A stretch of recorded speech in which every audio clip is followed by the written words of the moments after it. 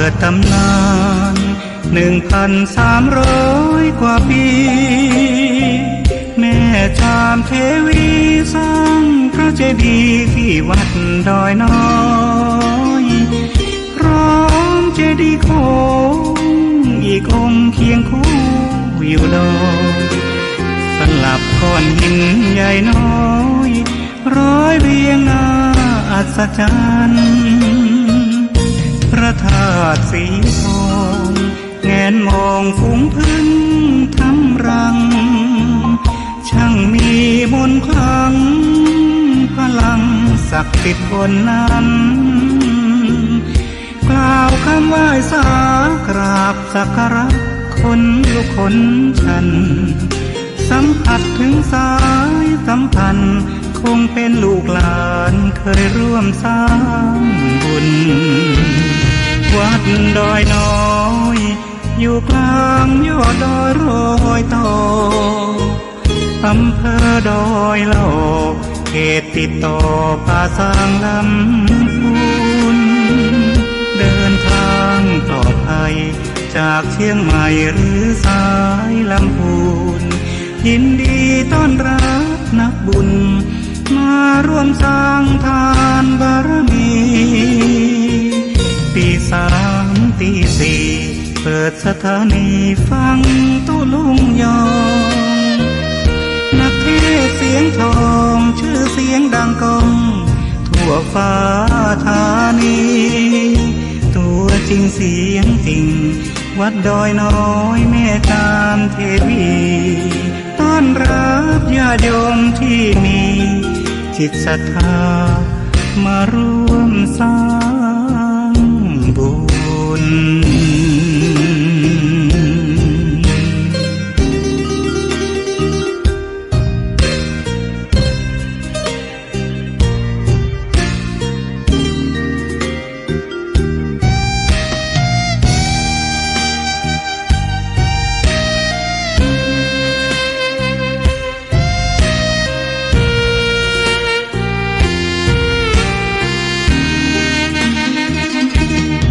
วัดดอยน้อยอยู่กลางยอดดอยโรยต่ออำเภอดอยเหล่าเขตติดต่อป่าสางลำพูนเดินทางปลอดภัยจากเชียงใหม่หรือสายลำพูนยินดีต้อนรับนักบุญมาร่วมสร้างทานบารมีตี3 ตี 4เปิดสถานีฟังตุลุงยองนักเทศเสียงทองชื่อเสียงดังก้องทั่วฟ้าธานีตัวจริงเสียงจริงวัดดอยน้อยแม่ตามเทวีต้อนรับญาติโยมที่มีจิตศรัทธามาร่วมสร้างบุญ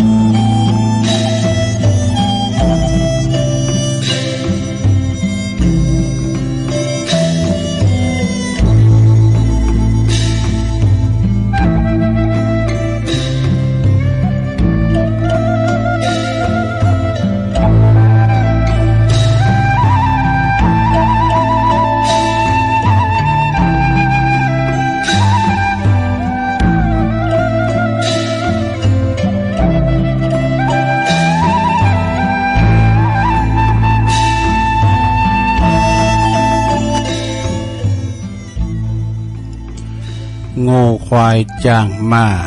ตายแล้วเลินหนังดูเขาคุณยังเอาใจการใดจะที่สุดตับปุ้มปอดใส่คุณเฮาก็ยังกินลำอิ่มต้อง มนุษย์เฮาตายสหายปีน้องไผบ่ห่วงของอาลัยสุดแต่ดุกพกเอาควางเสียไก่กลัวจักปินไผ่พีมาหลอกป่านตื่นเจ้าขึ้นมายิ้มแย้มแจ่มใสทุกโศกโรคภัยหายไปหมดสิ้นก็ขอความนอบน้อมแด่พระรัตนตรัยอันมีพระพุทธพระธรรมพระสงฆ์เป็นสรณะที่พึ่งขอกราบแนบไต่ไหวสาถวายความเคารพมายังครูบาอาจารย์พระมหาเถรานุเถระตันเจ้าคณะพระสังฆาธิการพระภิกษุสามเณรเจ้าจุโตนจุองค์กุวัดวาอารามพลอมตึงสำนักติภักทรงโดยเจริญปอนมายังบรรดาปออกไม่ออกศรัทธาตันสาธุชนนักศีลนักบุญคุณดีทั้งหลายบ่ว่าจะเป็นปอหลงแม่หลงปอลุงแม่ป่าตั้งปีป่าหน้าเอาศรัทธาตินจองห้องวัดเฒ่าแก่หนุ่มกำใจยิงต่างหลายตื่นจืนคืนมาก็หมุนคืนมาฟังรายการสัพเพเหระปกิณกะขอนลุงไก่แจ้งรายการเสียงธรรมแสงทองซึ่งรับผิดชอบดำเนินรายการโดยต้นตัวแห่งอาตมาภาพเก่ากับผมตุลุงนันชัยวัฒนาคะเสโนแห่งวัดประทาดดอยน้อยตำบลดอยหล่ออำเภอดอยหล่อจังหวัดเชียงใหม่ก็มาพบมาปักกันในยามค่ำคืนก่อนตีนฝ้ายยกเนาะก่อนแจ้งซึ่งก็มาในวันพัดแล้วก็วันเสาร์เอานำเอาสาระประโยชน์นะหรือว่าเอาธรรมมาเทศพองเอาคติธรรมในอินเทอร์เน็ตที่ครูบาอาจารย์ส่งมาพองนะแล้วก็เอาธรรมนิยายหรือว่าสาดกต่างๆเนาะเราสู่จู้กันฟังเป็น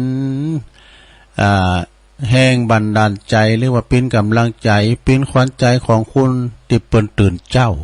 ว่าเปิ้นว่าตัวตื่นเจ้าขึ้นมาเนาะวันนี้มาพบมาปักกันแล้วบังการแก้วเซเว่นลาก่อนที่จะไปจังสถานีวิทยุคืนบุญต่างๆเก่าสถานีเจ้านี่นะตุลุงจะนำไหวพระเพื่อความปินสิริเป็นมังกละเป็นมงคลกันเนอพร้อมแล้วก็กราบหนึ่งกราบสองกราบสามอิมินาสกาเลนะพุทธังอภิปูชยามะอิมินาสกาเลนะธัมมั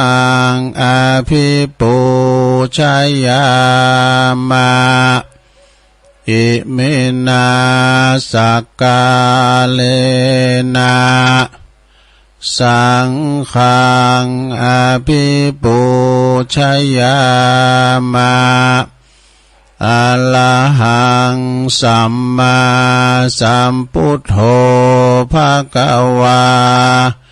พุทธังภะคะวันตังอภิวาเทมิ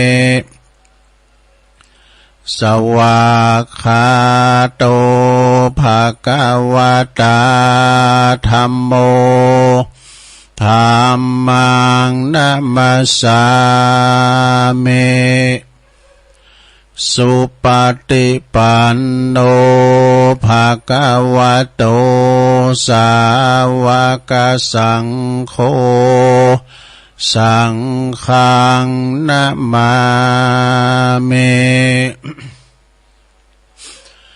นะโมตัสสะภะคะวะโต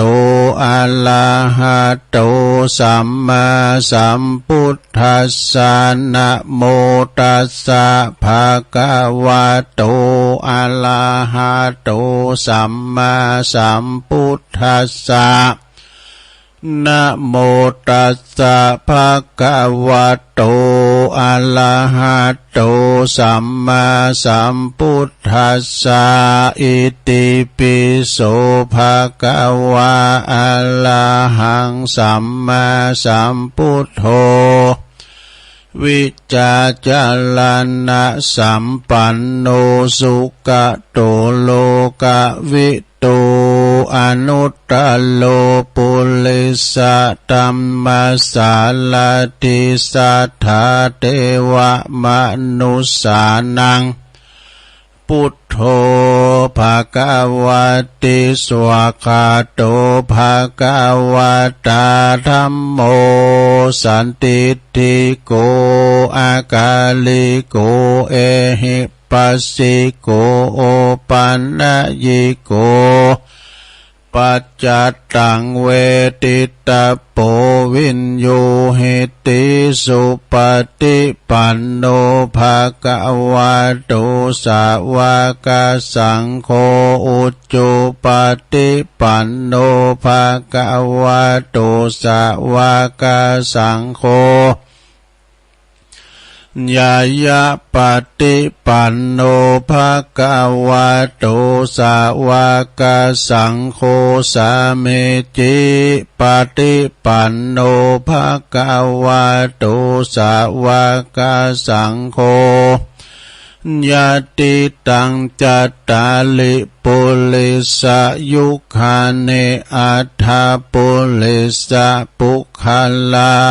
เอสาภะคะวะโตสาวกสังโฆอาหุนายโยปาหุนายโยตะขินายโยอัญจัลลิกาลันนิโยอนุตตลังปุญญเขตังโลกัสสติจะยันโตโปธิยามุเลสักกายานังนันทิวัตตโนเอวังตวังวิจัยโยโหหิจัยยสุจัยยมังคะเลอปัลลาจิตตปันลังเกสีเสปัตตวิปุคะเลอภิเสเกสัพพพุทธานังอากัปปะโตปโมทัตติสุนักกตังสุมังคลังสุปาภาตังสุโหติตังสุขาโนสุโมโหโตจะสุยิทังพลัมมาจาลิสุปัทขินังกายกัมมังวาจากัมมังปัทขินังปัทขินังมโนกัมมังปันนิทิเตปัทขินาปัทขินานิกาตวานะลาพันตเถปัทขิเนสัพพิติโยวิวัจจันตุสัพพะโลกโกวินาศตุมาเตภวัตวันตาลายโยสุขิติกายุโกภวะอภิวาทนาสิลิสานิจังวุธาปัจจายโนจัตตาโลธรรมาวาทันติอายุวันโนสุขังปะลัง เอาแล้วศรัทธาญาติโยมตั้งหลายเนาะตัวลุงก็ปิ้นเก้าปิ้นโหนำสวดมนต์ไปปิ้นตีเล็บร้อยก็ขอกุณพระติตาไหลลัตนะผ่านแผ่วตังพระเกี่ยวเจ้าตังสามประการจงได้ดลบันดาลมาปกป้องคุ้มครองรักษาวัดวาอารามโคงแก้วตังสามตลอดถึงครูบาอาจารย์พระสงฆ์องค์สามเณรเจ้าเนาะอยู่กับวัดกับวาขอเหือใด งอกงามไพบูรณ์ในศาสนาเป็นลมโพลมใสของลูกศิษย์ลูกหาศรัทธาญาติโยมนะเป็นติปะติเปิงตั้งจิตตั้งใจของปอออกศรัทธาเป็นเนิ่นนาบุญศรัทธาได้มาสักการะปูชากับไหวเปิ่นมาตานขันเขาก็เอวังโหตุให้มันแน่นใช้ดีเนาะศรัทธาญาติโยมปลงไม่ลงเขาก็ขอให้มีสุขภาพพลานามัยสมบูรณ์แข็งแรงเน้อปินลมโพลมใสของลูกหลานตันเต่านะแล้วก็ขอปินกำลังใจอีปออีเมที่เดินเหินไปไหนมาไหนบ้านใดแล้วก็เอาวิทยุเนี่ยนะลงเน้อปินกูปินกีมไปฟังนำทำคำสอนตั้งครูบาอาจารย์เปิดมาเล่าฟังนะลูกหลานตันเต่าจะขับรถขับล่าออกคู่ออกโหมาไปกัดไปลีไปที่ไหนก็ดีขอเดินทางเขี่ยวขาดปลอดภัยเนอนะ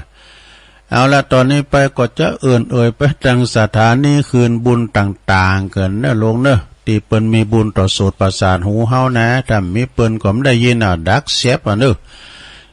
และจือของสถานีวิทยุในเครือข่ายที่เปิ้นรับสัญญาณรายการธรรมะนะและภาคภาษาโยงเนี่ยช่วงเวลาตั้งแต่ตี 3 ถึง 5 โมงขอบคุณสถานีวิทยุพระพุทธศาสนาเพื่อการศึกษาและวัฒนธรรมวัดไฟหินเนอร์ตำบลสุเตปอำเภอเมืองเชียงใหม่ FM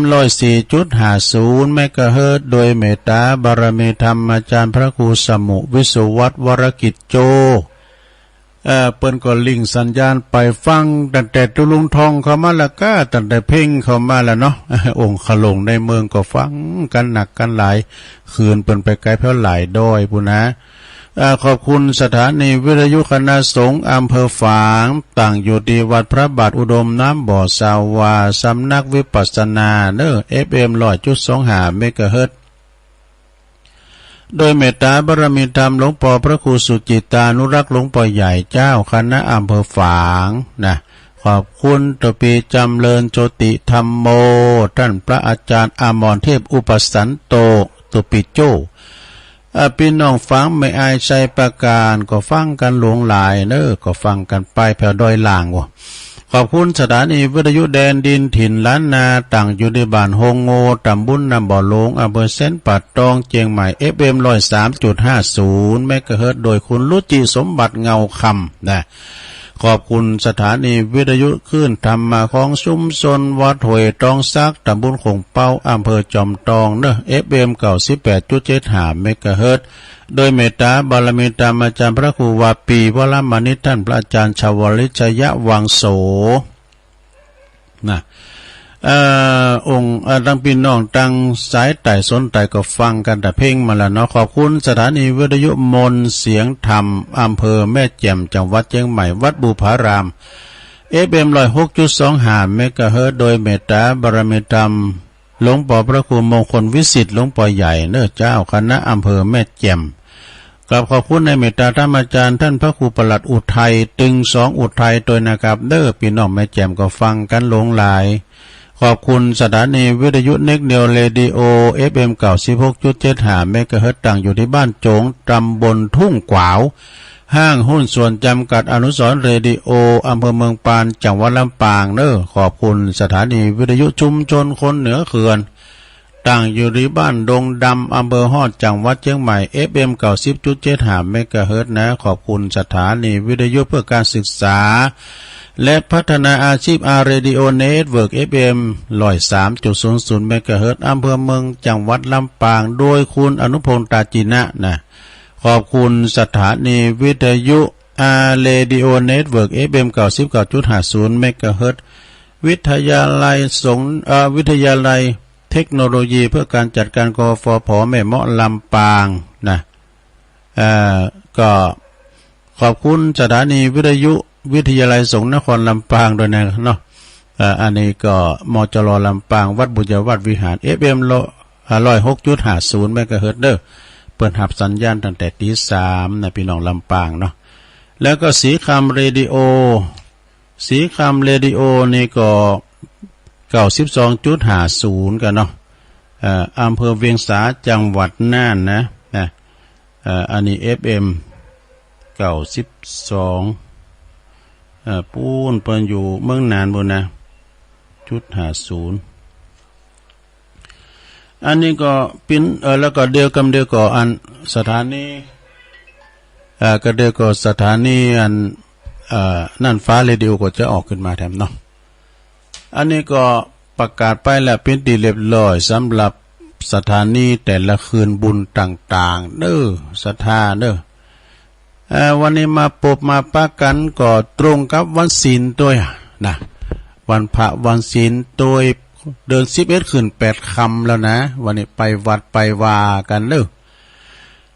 แล้วก็วันนี้เป็นวันพฤหัสบดีที่24เนอะของเดือนสิงหาคมพุทธศักราช2566เข้ามา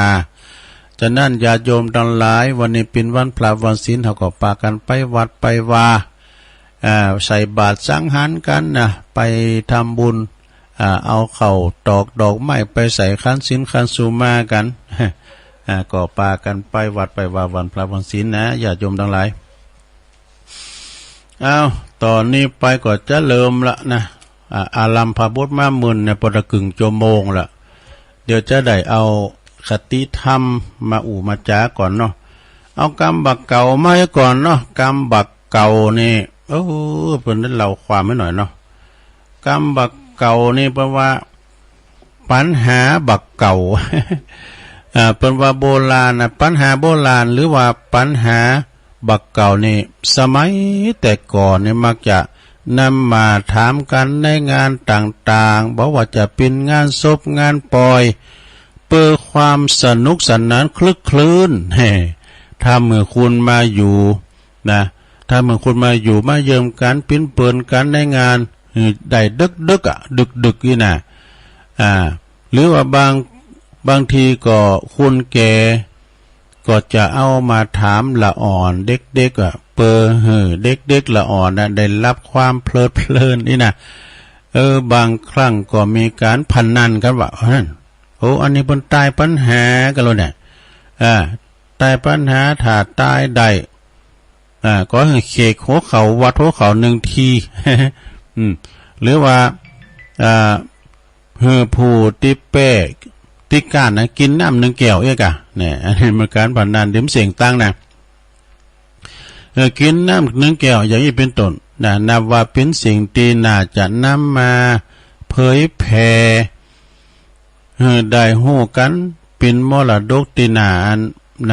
หวงแหนเช่นกันกรรมบักเก่านี่นะเพราะว่ามันเป็นปัญหาโบราณหรือว่ากรรมบักเก่าเหล่านี้นะกำลังจะละลายหายสูญหายไปแล้วนี่ถ้าหากว่าเฮาคนรุ่นหลังๆนี่นะมาช่วยกันพดุงรักษาไว้ก็จะจะหายไปเพื่อการป้องกันบ่หือสิ่งที่ดีงามๆนี่มันเลือนลางหายไปจากล้านนาเมืองเหนือเฮานะอนุรักษ์รักษาไว้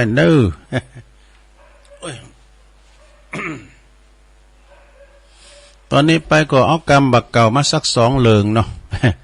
กรรมบักเก่านี้ก็ได้รับมาจากทรงธรรมปัญญาดีหรือว่าลุงจ๋อยฝอยขาวคุณสูงมากคุณหือเนี่ยไผหัวหน้าสมศักดิ์นี่ก็เจริญสุขนี่จ้ะเปิ้นสูงหือตุลุงยามเมื่อวัดไปตานตีนนะกรรมบักเก่าวันนี้เปิ้นเขียนว่าจะได้นะเปิ้นว่าเพราะว่าบ่เล่นก็บ่โมนบ่มีโคนก็บ่มีไหวโคกรรมบักเก่านะก็หมายความว่าคุณเฮานี่ต้องมีเฮฮาพองอย่าไปเข่งเขตเกินไปวะนะอาจจะถ้ามือเฮาเนี่ยเป็นโรคเส้นประสาทได้เหมือนกับบ่มีเพดานไว้ตีโคเก็บของฉะนั้นเนี่ยอันนี้ยังเสียนไปกันนะเพิ่นว่าทำกรรมว่าบ่ลินก็บ่โนบ่โซก็บ่มนบ่มีโคนก็บ่มีไว้ตีโคยาเนี่ยบ่มีศาสนาก็บ่มีที่ไหว้พระเจ้าบ่มีคุณเฒ่าก็บ่ลำจะมีไผมาฟังธรรม คุณบักเก่าเพิ่นว่าอันนะโยมนะ ถ้าว่าปิ้นละอ่อนเนี่ยมันจะฟังดูมันรับอยู่รอบเดี๋ยวนี้นะนี่ก็คนสาวคนเก๋เขาเนี่ยก็ฟังกันไปนะกรรมบักเก่าแล้วทำกรรมหนึ่งนะโยมนะโง่ลืมตีนนี่อันนี้เป็นกรรมบักเก่านะ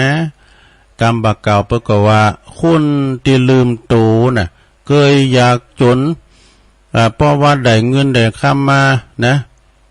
ก็ลืมตูไปมังมีสิสู้มากกว่าลืมตูไปลืมพฤติกรรมลืมกรรมพืชตัวเก่าเปรียบเสมือนคังคกขึ้นวอวะหรือว่ากิ้งก่าได้ทองอย่างนั้นทำนองนั้นไอ้น่ะประวัตินะอันนี้วัวลืมตีนนี่นะแฮมกรรมหนึ่งเอาวันละ3 กรรมเปิ้นว่าไข่เข่งล่ำจังพุทธคิงก็คือมันตึงคิงล่ำจังพุทธได้หมายความว่าการเข่งเขตเกินไปอาจจะเสียประโยชน์นี่จะเสียประโยชน์ควรหู้จักผ่อนเส้นผ่อนยาวกับการพองอย่าไปเข่งเขตเกินไปถ้าเข่งเขตเกินไปเจอมันจังพุทธ จบลงไปซะได้เอาได้อีกก่อนเนาะกรรมบักเก่าเรากันฟังเราสู่จู้กันฟังต่อนนี้ไปศรัทธาญาติโยมทั้งหลายตุลุงก็จะเอาอันนี้มาว่ากันเด้อนะก็ปิ้นคติธรรมนะแล้วก็ปิ้นมาในพุทธประวัติด้วยจากผู้ที่ทำคนเดิมสูงมากขอบคุณนะครับเด้ออุปชานะเป็นเรียกว่าพระสารีบุตรเถระเจ้าเอตทัคคะในทางที่ผู้มีปัญญาสถานปัญญาหนักพระสารีบุตรนี่ปิ้นพระภิกษุเจ้าอินเดียผู้ปิ้นอัครสาวกเบื้องขวาของพระสมณะพุทธเจ้าได้รับการยกย่องจากพระพุทธเจ้าว่าปิ้นผู้เลิศกว่าพระภิกษุทั้งปวงในด้านสติปัญญานอกจากนี้แล้วพระสารีบุตรก็ยังมีคุณธรรมในด้านความกตัญญูและก็การบำเพ็ญประโยชน์ให้แก่พุทธศาสนาอีกด้วยนี่จึงมีกรรมยกย่องภิกษุทั้งหลายจึงมีความคำยกย่องภิกษุรูปนี้ว่าเป็นธรรมเสนาบดีนี่คู่กับพระพุทธเจ้าที่เป็นพระธรรมราชานี่นะแล้วก็ได้ยกย่องในทางผู้ที่มีปัญญาด้วยนะเมื่อพระสารีบุตรได้บรรลุเป็นพระอรหันตาแล้วปรากฏว่าเป็นผู้ที่มีปัญญาเฉลียวฉลาดสามารถแสดงพระธรรมจักรกับปวัตนสูตรและก็อริยสัจสี่ได้เหมือนพระพุทธองค์เลยนี่ดูแล้วก็เป็นกำลังสำคัญของพระบรมศาสดาในการประกาศเผยแผ่พระศาสนานะดังนั้นขณะที่พระพุทธองค์ประทับอยู่ที่กรุงราชคฤห์นั้นก็ได้ทรงประกาศยกย่องพระสารีบุตรในท่ามกลางสงฆ์นะทรงแต่งตั้งให้ดำรงตำแหน่งเอตทัคคะเป็นผู้ที่เลิศกว่าภิกษุทั้งหลายในทางผู้มีปัญญาและก็ทรงแต่งตั้งให้ดำรงตำแหน่งอัครสาวกเบื้องขวาด้วยนี่นอกจากนี้แล้วพอออกสดาพระพุทธองค์ยังทรงยกย่องพระสารีบุตรเถระเจ้าอีกหลายประการดังกล่าวก็คือ1ข้อที่1ในเป็นว่าเป็นผู้มีปัญญาแล้วก็อนุเคราะห์แล้วก็เปินบรรพชิตด้วยกันเช่นสมัยที่พระบรมศาสดาประทับอยู่ที่เมืองเทวทหะภิกษุทั้งหลายภิกษุทั้งหลายกราบทูลลาไปยังปัจฉาภูมิชนบททรงรับสั่งให้ไปลากันไปลาพระสารีบุตรก่อนเปิดวัดตันจะได้แนะนำสั่งสอนบ่ให้เกิดความเสียหายในระหว่างการเดินทางและก็ในสถานที่ไปนั้นตัวยแน่ไปลาไปก่อนเพื่อจะได้แนะนำสั่งสอนก่อนไปข้อที่2โยมยกย่องท่านเป็นพระธรรมเสนาบดีคู่กับพระธรรมราชาคือพระพุทธองค์นั่นเองข้อที่3ข้ ข้อที่สามนี่เปิ้นว่ายกยองทันเป็นผู้มีความกตัญญูกตเวทีเป็นเลิศนะโหคุณโหบุญนะเช่นท่าน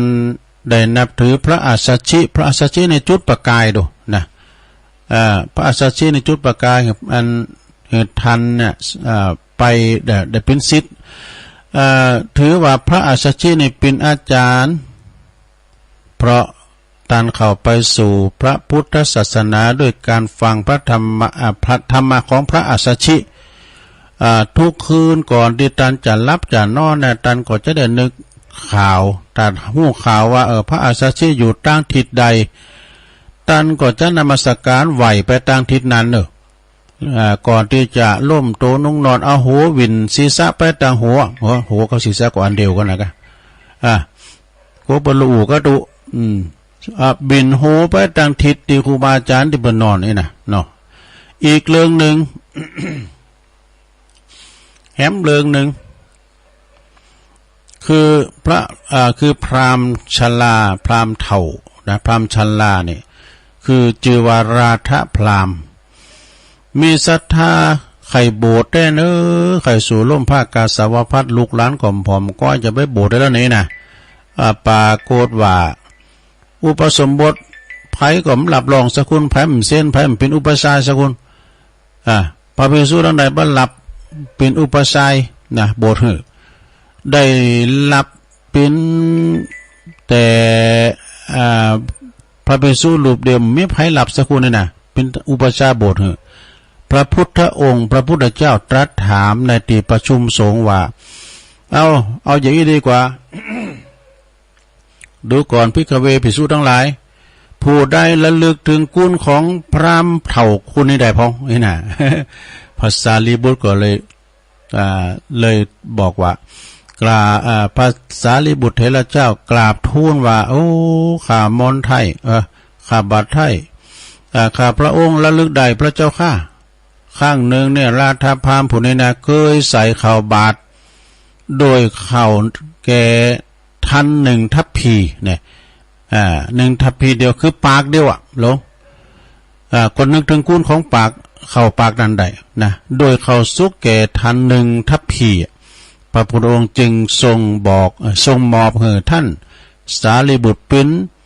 พระราธุลาเนอเป็นอุปชายอุปสมบทเนอนะลาทพามแม่เข้าเพียงหนึ่งทัพพีท่านสารีบุตรก็บ่เคยลืมกุลลืมบุญของเขาแต่ละเม็ดเลยจบลงไปซะละ อันนี้เรื่องลาทพามแล้วก็เรื่องภาษาลิบุตรเนอะจบลงไปนะแล้วก็ยังมีแถมเรื่องหนึ่งนะศรัทธาญาติโยมนะ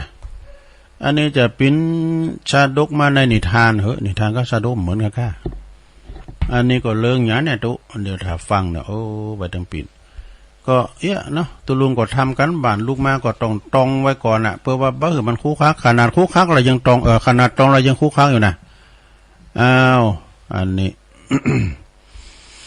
พระโชติสุวรรณสรบาจายสุมาเนี่ยพระโชติเถระเจ้านะพระโชติเถระเจ้านี่เป็นอย่างใดลองฟังผ่อนเด้อศรัทธาเด้อ ยาวเหมือนกันนะถ้าจับเวลาพอดีเตียธรรมอยู่เด้อดำเนินความตามพระธรรมบทว่าเมื่อพระสัมมาสัมพุทธเจ้าเสด็จประทับอยู่ที่พระเวฬุวันทรงปราลบพระโชติกาเถระเจ้าเป็นต้นเหตุ เป็นต้นเหตุจะได้ดังได้สดับมาว่าในอดีตการหลายพุทธันดรผ่านมาแล้วนะก็ยังมีกระดุมพีกระตุ้มปีกเนาะกระดุมพีนะไปเขียนไว้นะมีกระดุมพีสองปีน้องเนอตั้งลักปักฐานอยู่ที่เมืองปาลาณสีสองปีน้องนี่ก็ประกอบสัมมาอาชีพการเกษตรเนอะสัมมาอาชีโวอาชีพสอบมีการปลูกพักปลูกไม้ต่างๆนี่นะพืชพันธุ์ธัญญาหารก็อุดมสมบูรณ์แล้วก็ปลูกให้อ้อยด้วยปลูกอ้อยด้วยอ้อยบริษัทเอาปลูกอ้อยไว้ขายกวางปลูกอ้อยไว้ด้วยเอาไว้ออกขายเปิดประทังชีวิตวะนะแล้วไม่อยู่หันวันหนึ่งกระดุมพี กระตุ้มปีกผูนน้องก็ไปเอวให้อ้อยไปใจศูนย์บอกกำร้อยนะไปเอวให้อ้อยก็เลยเด็ดอ้อยมา2 ลำนะ2 กอตั้งใจว่าจะเอาคือตนเองเห็นลำหนึ่งแล้วก็จะหือปิจาเห็นลำหนึ่งนี่กะเมื่อมาตรวจให้อ้อยแล้วนะเรียบร้อยแล้วก็จะเดินกลับบ้านได้อ้อยมา2 ลำเนาะก็มาปะใส่นะมาปะใส่พระเจกพุทธเจ้ายืนอยู่ระหว่างต่างเด้อกระตุ้มปีกผู้น้องนั้นก็เริ่มใสมีความเหลื่อมใสจึงปูผ่าอาสนะลงแล้วก็นิมนต์ท่านพระปัจเจกพุทธเจ้ามานั่งลงนี่นะนอบน้อมเอาน้ำอ้อยเอาอ้อยนะมาใส่บาตรพระปัจเจกพุทธเจ้าอธิษฐานว่าเหินน้ำอ้อยน้ำอ้อยไหลออกจากลำน้ำอ้อยไปสู่บาตรลุ่งสู่บาตรนะพระปัจเจกพุทธเจ้าฉันแล้วเนาะก็ยังบรรลุจากอาสนะกระตุ้มปีกผู้น้องก็เลยว่าเอาลำของปีอ้ายมาทำลำหนึ่งตอนที่2นี่เดี๋ยวจะเมื่อถวายเดี๋ยวจะเมื่อเหืออันอ้ายนะเอาถวายไปก่อนนี่นะแล้วก็เอาไอ้ลำที่2มาถวายพระปัจเจกพุทธเจ้าอธิษฐานทำนองเดียวกันขออธิษฐานทำนองเดียวกันแต่เนี่ยปิ้นตีน่ะอัศจรรย์ใจอย่างยิ่งอ้อยลำที่2นั้นก่อนมีน้ำออกมาเกือบจะติ๋มบาทโอ้น้ำอ้อยนะเกือบจะติ๋มบาทพระปัจเจกพุทธเจ้าก็เลยก็เลยถวายน้ำอ้อยแล้วเนาะเมื่อถวายน้ำอ้อยแล้วกระตุ้มปีพูนน้องก็เลยอธิษฐานขอพรจากพระปัจเจกพุทธเจ้าว่าโดยอำนาจในการทำทานครั้งนี้นะขอให้ข้าพเจ้าได้เสวยสมบัติอันเป็นติบในเทวโลกและมนุษยโลกเถิดนะแม้นวันในที่สุดก็ขอให้ได้บรรลุเป็นพระอรหันต์ในจัดใดจัดหนึ่งนี่วะพระปัจเจกพุทธเจ้าก็จึงฮือปอนเป็นภาษาบาลีว่าอิจิตังปฏิตังตุยหังนะแปลว่าความปรารถนาของเจ้าจงสำเร็จเถิดนะจากนั้นพระปัจเจกพุทธเจ้าก็นำเอาบาตรมันติ้มไปด้วยน้ำอ้อยเหาะซานเลยคาถาเน็ตพวกนี้เหาะขึ้นไปสู่เขาคันธมาศน้ำอ้อยจากบาตรนั้นมาถวายพระปัจเจกแถม500 ตุนดูฉันครบทุกองค์ว่ะฝ่ายกระตุ้มปีผู้น้องก็เดินกลับบ้านโดยมือเปล่านะปีใจก็เลยถามว่าเธอไปไหนเธอมาจากไหนไปให้อ้อยเยี่ยมเอาอ้อยมาติดมือมาสัก2 ลำ 2 ตอนนะกระตุ้มปีผู้น้องก็จึงเล่าเรื่องให้ฟังได้เอาอ้อย2 ลำนั่นนะเอาไปน้องก็เอามาถวายเหือนพระปัจเจกแล้วก็ของหือตันได้ฉันลำน้ำอ้อยของน้องแล้วส่วนวันลำของปีอ้ายนั้นพระปัจเจกก็เอาหือองค์อื่นน้องก็เลยน้ำอ้อยก็เลยได้เอาอันอ้อยของปีนั่นน่ะเตียนอยากจะเอามาเหือในส่วนของปีนั่นนะก็คือว่าเอาไปทำทานมั้งอะหมายความว่ามาสักครั้งเอาไปทำทานหมดแล้วหรือว่าปีอยากได้เงินหรือว่าจะอยากได้กุศลในบุญต่างครั้งนี้ปีใจก็เลยฟังแล้วก็เริ่มใสศรัทธาก็เรื่องกล่าวเหินน้องขอส่วนบุญกับน้องโดยในครั้งนี้โดยแล้วก็จึงอธิษฐานจิตว่าจัดใดจัดหนึ่งก็ในอนาคตขอให้ข้าพเจ้าได้สำเร็จเป็นพระอรหันต์นะกระตุ้มปี2 ปีน้องเมื่อว่าสิ้นอายุไขก็คือทำกิริยาตายไปก็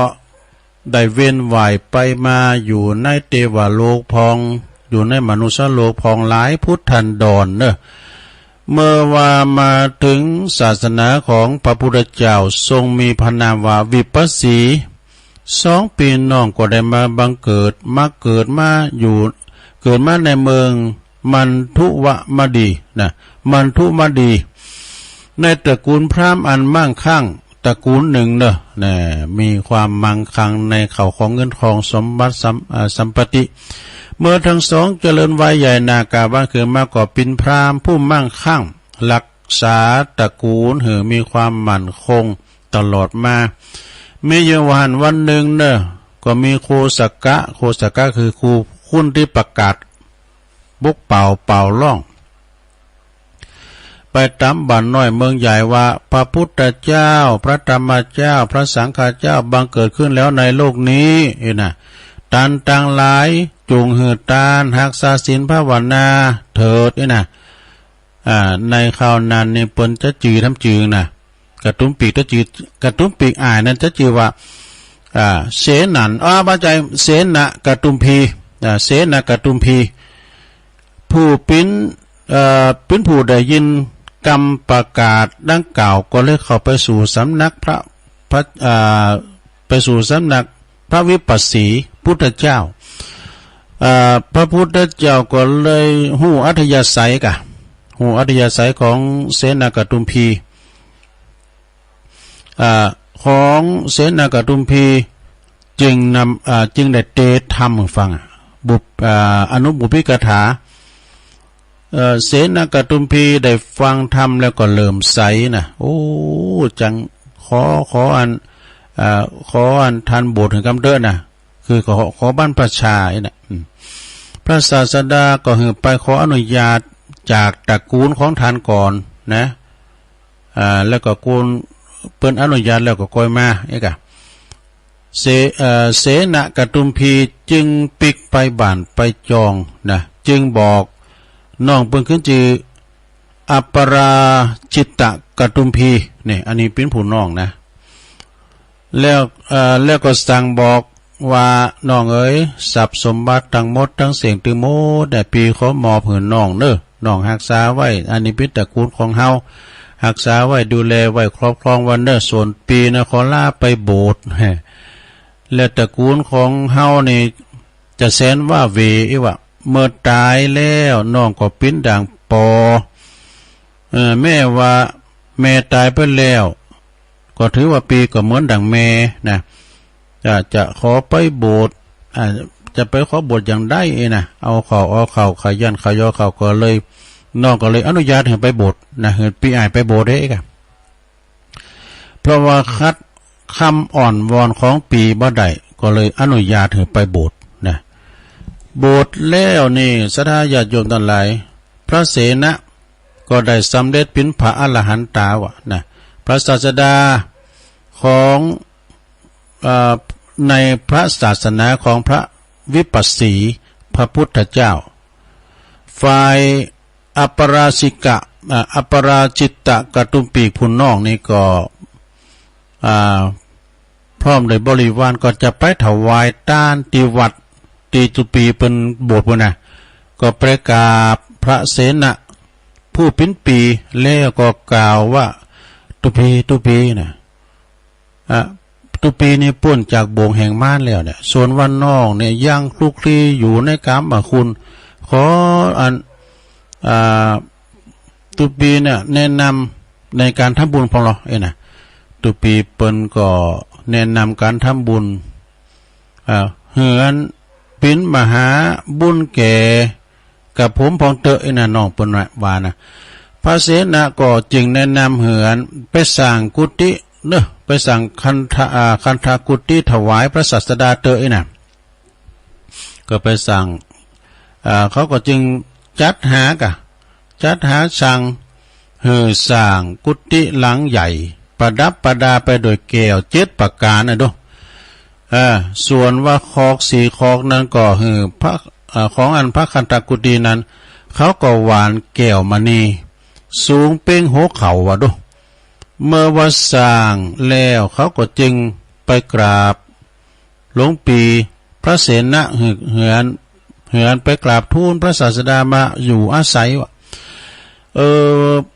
รีบรับพระคันธกุฎีเป็นจัดตานแล้วดอกจัดตานคันธกุฎีแล้วเป็นสังฆทานใหญ่ลานจ่ายนี่มีลานจ่ายของอันอัปปราจิตตะคือเป็นลุงของอันหลานนะก็ พอเขามารวมตาในร้านก็จะมารวมสั่งตัววะนะอันร้านขอสั่งบุญขออันตัวลุงหน่อยขอรวมบุญกับอันจะออกกะเบิ่งก้ามสังกะอีกกันเนาะส่วนว่าอัปปราชิตะก็บ่ยอมเหือร้านได้รวมทำบุญตัวนั่นร้านก็จึงสร้างกุญชรกุฏิถวายในพระศาสนาของพระสมณโคดมเมื่อวานลุงเมื่อเหือนหลานต้านตัวเนี่ยลุงก็หลานก็จะสั่งทำหลังเลยนะก็สั่งการสั่งกุญชรกุฏิถวายในพระศาสนาของพระสมณโคดมนะได้มาเกิดในเป็นอันมนทกะเศรษฐีนะหลานบนนั้นได้มาเกิดมนทกะเศรษฐีส่วนอัปปราชิตะกระตุ้มปีกนั้นก็สร้างคันธกุฏิถวายพระศาสดาและก็ทำทานทองเกี่ยวมณีทำทานทองเกี่ยวมณีให้แก่ผู้ที่เขามาฟังธรรมดูโอ้เปิ้นแจกเกี่ยวมณีนะไปฟังธรรมไหมนะเกี่ยวมณีนะมีการหนักเนอะประวัติเต่ากับลูกแตงโมลุ้มเต่าว่าดูโอ้อัปปราชิตะกระตุ้มปีกระตุ้มพีนะก็เอาอันลูกแก้วนั่นนะเอาไปประดับประดาเอาไว้ตีวางพระบาทพองวันหนึ่งเนอะมีอยู่หันวันหนึ่งเนาะพระมิจฉาทิฏฐิพระมิจฉาทิฏฐิก็คือมันหันผิดดูมันหันถูกคนหนึ่งเนอะพระมิจฉาทิฏฐิเข้ามาวัดกับทำทาวากาพระศาสดาแล้วก็มาขโมยลักเอาแก้วมณีไปวะมาลักเอามณีอันล้ำกาไปอาชิตกตุปีหันดังนานก็หันอยู่นะจึงขอป้อนจากพระศาสดาขอป้อนจากพระศาสดาว่าข้าพระองค์นี้ทำทานจาดใดอย่าได้มีคุณอันปิ้นผู้ไล่มาลักสิ่งของเลยเนอะนี่นะขอป้อนก็เปิ่นของข้าพระองค์ได้เลยขอให้ไปจะไปมาหลักนี่นะพระศาสดาทรงอนุโมทนาอาชิตกตุมพีก็ได้ทำทานอยู่เก่าเดินด้วยกันในวิหารถวายสบงจีวรแก่ภิกษุ6,700,000 ตุนว่าดูในครั้งสุดท้ายกอดรู้เจ้าหลายได้ในแล้วก็ถวายจีวรแก่พระภิกษุทั้งปวงกตุมพีนั้นกระทำบุญอย่างนี้อยู่ตลอดอายุไขเนอะเมื่อสิ้นอายุไขไปแล้วก็ได้ไปบังเกิดบุญเทวโลกบุญบางครั้งก็ได้มาเกิดในมนุษย์โลกทั่วละวัยอยู่อย่างนั้นนะเมื่อมาถึงพุทธกาลเมื่อมาถึงพุทธกาลนี้ได้มาบังเกิดได้แต่ขุนเศรษฐีทำแล้วแห่งกรุงราชคฤห์มารดาได้ตั้งต้องได้มารเก่าเดินก็ในวันที่เขาเกิดมานั้นอาวุธยุทโธปกรณ์อย่างต่างๆทั้งปวงนั้นในเมืองนั้นนะเกิดว่าลูกปิ้นเปียวเพิงปิ้นเปียวไฟวะนะไอ้ปืนสีนาดก้ามสังกาปืนแทบกาปืน410กาเนี่ยปืนเบอร์12มันเบ่งเป็นรัศมีอะไรวะเนาะแจ้งมาหมดวะนะแจ้งไปถึงเมืองพระนครมีแสงสว่างอันเป็นอันเดียวกันเนี่ยฝ่ายเศรษฐีเนอะฝ่ายเศรษฐีได้ไปเฝ้าพระราชากราบทูลหือสาเปลิงพระราชาประทานเงินกาเข้าป่อนน้ำนุ่มแล้วก็ตรัสบอกว่าขอเหือนคุณที่จะมาเกิดเนี่ยนะเป็นคนที่มีบุญเล่งไว้ดีๆเนอะเล่งไว้ดีๆจะไปเป็นคนที่มีบุญมาเกิดด้วยกันพระราชาก็จึงตั้งอย่างจือบุตรนั้นว่าโชติกะนี่เพราะว่าบ้านเมืองทั้งสิ้นสว่างชวดช่วงชัชวาลสว่างไปตึกเมืองนะเมื่อปีนั้นเดียวกันแล้วเนาะ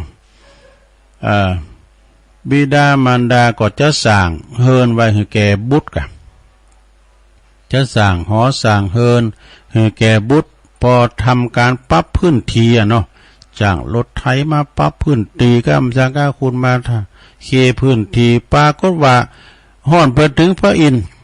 พระอินทร์นางได้บุตรตู้เต้นเกี่ยวยามมะฮ้อนปินว่าเขาจะแปลงบ้านสร้างบ้านให้กับท่านเศรษฐีกะโอ้พระอินทร์ก็เลยทรงทราบก็เลยทรง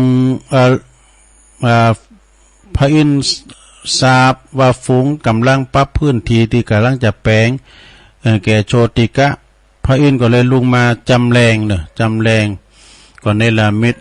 คือว่าจำแรงหืออันช่างไม้แล้วก็ไปถามโภกทันทลายทำอะไรทำยังกันอยู่นะก็ฮู้ว่ากำลังปรับพื้นที่กำลังจะแปลงเฮือนให้แก่โชติกะโภกเธอทางหลายจงหลีกไปดูโชติกะไปอยู่เฮือนสูหรอกนะบ่อยู่เฮือนสูหรอกเพราะว่าพวกเธอเขาสั่งเนี่ยนะ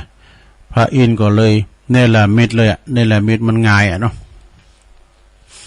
เนรมิตเป็นปราสาท7 ชั้นอันประดับประดาประด้วยแก้ว7 ประการว่ามีกำแพงแก้ว7 ชั้นแล้วก็มีคุ้มทรัพย์4 คุ้มดูอยู่ในบริเวณปราสาทนั้นพระอินทร์ก็ตั้งยักษ์ไว้โอ้โหมียักษ์ด้วยเนี่ยตั้งยักษ์ไว้รักษาปราสาท7 ชั้นแล้วก็7 ตุนด้วยกันดูยักษ์ก็มีจื่อเหมือนกันนะปราสาทของโชติกะดูโดดเด่นสง่างามเหมือนปราสาทเหนือปราสาทของไผ่พระเจ้าปิมปิสารเนอะพระเจ้าปิมปิสารทรงสาบจึงประทานสเวตชัเศรษฐีไปเห่อพร้อมกับมอบตราตั้งและก็ทินนามมหาเศรษฐีจือโชติกะเศรษฐีโนเปิ้นก่อนในพระเจ้าปิมเศรษฐีมันจะเป็นง่ายๆนะพระเจ้าแผ่นดินแต่งตั้งกันเด้อนะคือว่าส่วนแม่ยิงที่ลมบุญลมไปเกิดในอุตรวีปนะในอุตรกุลุทวีปเทวดาทั้งหลายก็จึงใจว2 ว 8มาใจวทองนะวทองนะลงเนอะมันกลางบันนี้ว2 ว 8ปุ่นใจวทองไปหื่นนางเลี้ยวก็หามมาส่งเป็นภรรยาของสาธานเศรษฐีผู้ชื่อว่าโชติกะนะอำนาจการทำบุญสุนทานในอดีตชาติของโชติกะเศรษฐีกับภรรยาเป็นปานชนีเนอะนะจากจวนกันในชมพูทวีปนะชาวชมพูทวีปนะทั้งหลายก็แตกตื่นกันมาพอภาษาสตร์ของงานโชติกะเศรษฐีมาชมสถานที่มาชมคุ้มทรัพย์ชมความสวยงามนะความสวยความงามของโชติกะเศรษฐีและภรรยาเมื่อมีคุณมาหนักหนาป้าป่านก็เลยต่างห้องตานะหุงข้าวหุงน้ำก็เนี่ยแปลง3 ก่อนเสาโอ้3 ก่อนเสานี่มีแต่ไทยแล้วนะได้ใจ3 ก่อนเสาคือบริกี3 ก่อนนะแล้วก็บดใจแกะมันไม่มีแกะแทบใดด้วยโดยปัจจัยหมายความว่าตั้งไว้แล้วเนาะมีก่อนเสา3 ก่อนแล้วก็ยกหม้อขึ้นตั้งปรากฏว่าไฟก็ลุกขึ้นมาคนเดียวมีไฟติดยกหม้อลงมาเข้าสุกแล้วยกหม้อลงมาปรุงลงมาไฟก็วอดแปลกเหมือนกันนะถึงแม้ว่าเจ้าบ้านเจ้าเมืองจะมานาแค่ไหนโชติกะเศรษฐีกับภรรยาก็เล่งอาหารให้แขกจนว่าได้กินตลอดเวลาบ่มีกันว่าเข้าเสียงแล้วเนอะแกงหมดแล้วเนอะมีเนอะแล้วก็ปินเศรษฐีผู้ปินนั้นพุทธมามกะแล้วก็แต่ละเจ้าก็จะทำบุญสุนทรทานใส่บาตรรักษาศีลเจริญเมตตาภาวนาจบเรื่องโชติกะเศรษฐีเพียงเท่านี้เอวังก็เมนด้วยประการฉนีประเคนนี้นะจบลงไปลงยาวเหมือนกันนะดูลุงก่อนเราตะกุกตะกักไปหน่อยเด้อสถานเพราะว่าขนาดเรียบแล้วนะบางทีมันก็อ่านง่ายนี่คุณจบป .4 คุณเถ่าเนาะลุงลืมไปว่ากันจบลงไปคติธรรมตอนนี้ไปตุลุงก็จะว่าธรรมกันเด้อนะ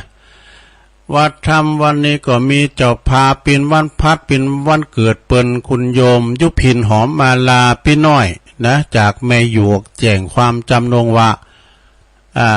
ขอปินเจ้าภาพ การเตดในวันนี้โดยแล้วแต่ทันจะเอาทำอย่างมาเตดตุลุงก็ยิบยกเอามาเปิ้นจัดต้านหาเหล่าญาติกาวงศาจายาคกูลของเปิ้นเนาะตีหลงรับดับขันไปนะปู่ย่าตาโถดทุกดวงวิญญาณบรรพบุรุษของเปิ้นนะก็เลยน้อมนำเอาพระธรรมเทศนาเรื่องมหาวินบากเนอะแบบฉบับเก่านะหลวงนะ ฉบับเก่ายาวหน่อยเด้อนะก็เป็นธรรมมหาวินบากฉบับเก่าก็จะต้องติดธรรมสถาได้ฟังเนอะอ้าวฟังธรรมมาก่อนเด้อปู่จานไม่ไหนอะ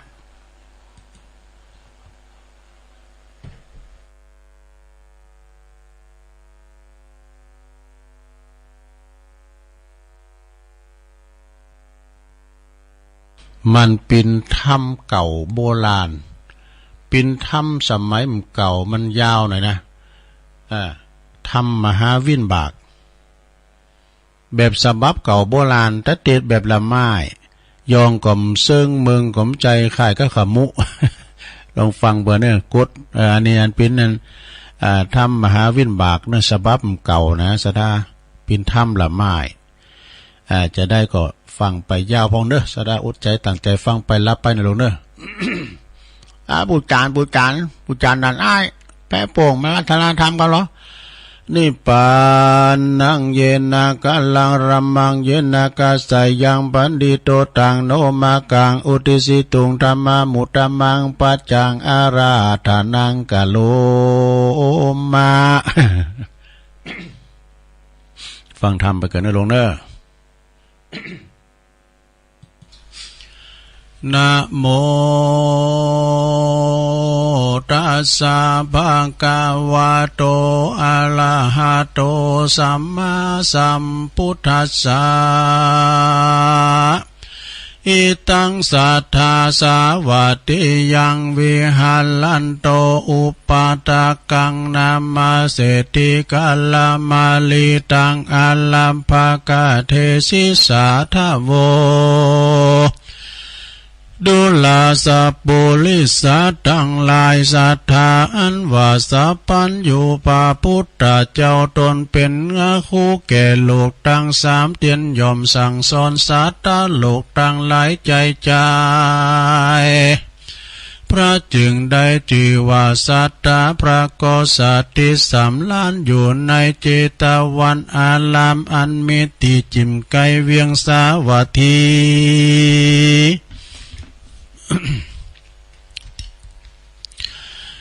ก็มีนาละไกยเวียงสาวัตถีก็มีแลอัตตากาเลในกาลขับหนึ่งพระพุทธเจ้าก็ปาลบซึ่งเศรษฐีเหือเป็นเหตุพระก็ปาวัติเตตเก่าเป็นกถาว่าอิเมวัตตาพนโตกายตุจาลิเตนะสัมมนากาตาดังนี้เป็นตนกิละดังได้รู้มานียังมีเศรษฐีผู้หนึ่งอยู่ในเมืองสาวัตถีก็สมฤทธิเป็นดีโดยเขาของ80 โกฏบ่ไล่โหสักประการเต่าว่าหาลูกหลานบ่ได้ยอมพระก่อไปด้วยมาเฉละทำกรรมทันนี่เตียนยอมห่มหีเขาของไว้แม้จะกินก็กลัวพลานแม่นจักต้านก็กลัวเสียงไปหลายเต่าคงควายห้อมยับไว้บ่ใครกินบ่ใครใจบ่ใครมักกะตำบุญหือตานอยู่บ่อป้อนนานปัญญาติกรรมหากมาบังเกิดในกายก็หลวดตายไปก็มีแลเหมือนนั้นพระยาปเสนาธิโกศลลาดได้ยินข่าวว่าเศรษฐีผู้นั้นตายแล้วดังอันพระยาก็หามายังเสนาอามาตย์หือมาสู่หือมาพร้อมคุมลาดลวงพระยาจึงทำเสนาผู้ฉลาดอันขวาดลู่ลีดโบราณนะว่าดุลาตันทั้งหลายเฮ้ยอันว่าเศรษฐีผู้นั้นก็ตายหาลูกหลานจักสืบแทนขกูลบ่ได้ ในยาหนึ่งนั่นอันว่าเขาของสัมปติต่างหลายฝูงนั่นเราจักกะตำดังลือดีจาว่าอาละ อัตถะในกาลายามนั้นเสนาผู้ฉลาดก็ไว้ขาบทูลสาวะเทวะคาแด่สัมมติเทวะเป็นเจ้านายาเมื่อเขาของอันหาผู้รักษาบ่ได้แม่นมีในราชธานีแห่งมหาลาชก็ควรไหลเข้าไปในเล่มในสางแห่งมหาราชเจ้าตีนั่นแลว่าอันพระยาปเสนาติโกสาละก็เฮเสนาปุราชปุลิสาไปนำเอามาไว้ในสางพามานว่าได้7 วันจึงเมียนเสียงหันและเอกทีวาสังสัตตสันติกังในวันทวน7 บัวละมวนแล้วในวันดวน8 พายาก็ไปอุปถากไว้สายังพระพุทธเจ้าด้วยการละว่าครบยามแล้วพระพุทธเจ้าก็จึงถามพระยาวาดุมหาลาชดุละว่ามหาราชาดุลามหาลาชเหตุใดจึงนานมาสู่สำนักแห่งพระตาทากตะนันจาลอยว่าเมปาลีโปกาเยืองใดจาเหมือนนั้นพยาจึงไว้สาวาพันเตภะกวาคาแด่พระพุทธเจ้ายังมีเศรษฐีผู้หนึ่งก็มาตายเสียแลหาลูกหลานจักสืบแทนขากูลและแทนสัมปติบ่ได้ผู้ข้าจึงฮือปาลิวันไปขนเอามาไว้ในเล่มสางได้7 วันกันว่าบัวละมวนแล้วผู้ข้าจึงได้มาอุปถากไว้สาสัพพันอยู่เจ้าบัดนี้แลพระยาไว้สาดังนี้แล้วก็หลวดทูลถามว่าพันเตพังกาวาคาแด่สัพพันอยู่เจ้าอันว่าเศรษฐีผู้นั้นมีเขาของสัมปติก็มากนักและมียศปาลิวานก็มีมากนักดีลีเหตุใดจึงหาลูกหลานบ่ได้แม้นมีเขาของสัมปติก็มากมันก็บ่อาจจักบริโภคใดสันนั่นจาประการหนึ่งตามเมื่อมันยามเมื่อมันจะกินข้าวน้ำโภชนะอาหารดังอันมันก็ฮือคนใจกินข้าวน้ำโภชนะอาหารดังอันคนใจก็มาตกแต่งยังข้าวน้ำโภชนะอาหารอันปราณีตดีงามใส่ถาไหลคำมาวางไว้ตัดสองหน้าดังอันเศรษฐีผู้นั้นก็โป้ยกล่าวว่าสู่ตั้งหลายมาแต่งของกินอันดีอันมีสภาวะสันนี่มาฮือกูกินนี่จะว่าอันแล้วมันก็ด่าคนต่างหลายจำฮือเอาหนีไปเสียหันแลกาละเมื่อมันจะกินเขาดังอาละมันก็เฮือนางเศรษฐีต้มข้าวหัวเปลี่ยนกินกับน้ำปะอันจืดอันจางกินจุขาบจุวันก็มีแล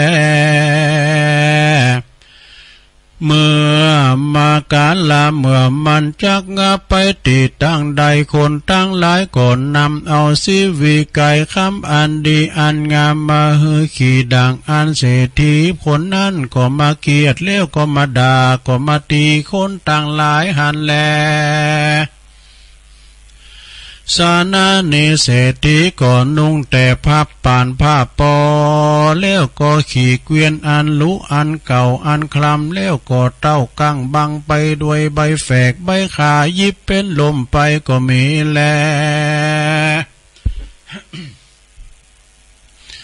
พ พันเตภกวากาเดชพระสัพพัญญูเจ้าส่วนอันว่าเศรษฐีผู้นั้นแม้นมีเขาของก็มาหลายหมักนักมันก็บ่อาจจักบริโภคได้สันนั้นเพราะบาปกรรมอย่างใดจะขอพระเป็นเจ้าจุงเตสนายังบุพกรรมวิบากแห่งเศรษฐีผู้นั้นเฮือแจ้งแก่ผู้ฆ่าตั้งหลายแด่เตอเหมือนนั้นพระพุทธเจ้าก็เทศนาสำแดงยังบุพกรรมวิบากอันเศรษฐีหากได้กาตามมาเฮือแจ้งพระจึงแสงเทศนาว่ามหาราชเศรษฐีกหปติตักกะลาสิกิปัจเจกสัมมาสัมพุทโธปินติปเตนะปฏิยาเตสิดุลามหาลาภอันว่าเศรษฐีผู้นั้นในกาลเมื่อก่อนมันก็ได้เป็นกาตุ้มปีกผู้หนึ่งก็อยู่ในเมืองปาลาณสีและยังมีในวันหนึ่งมันก็ได้หันพระปัจเจกพุทธเจ้าตนหนึ่งมา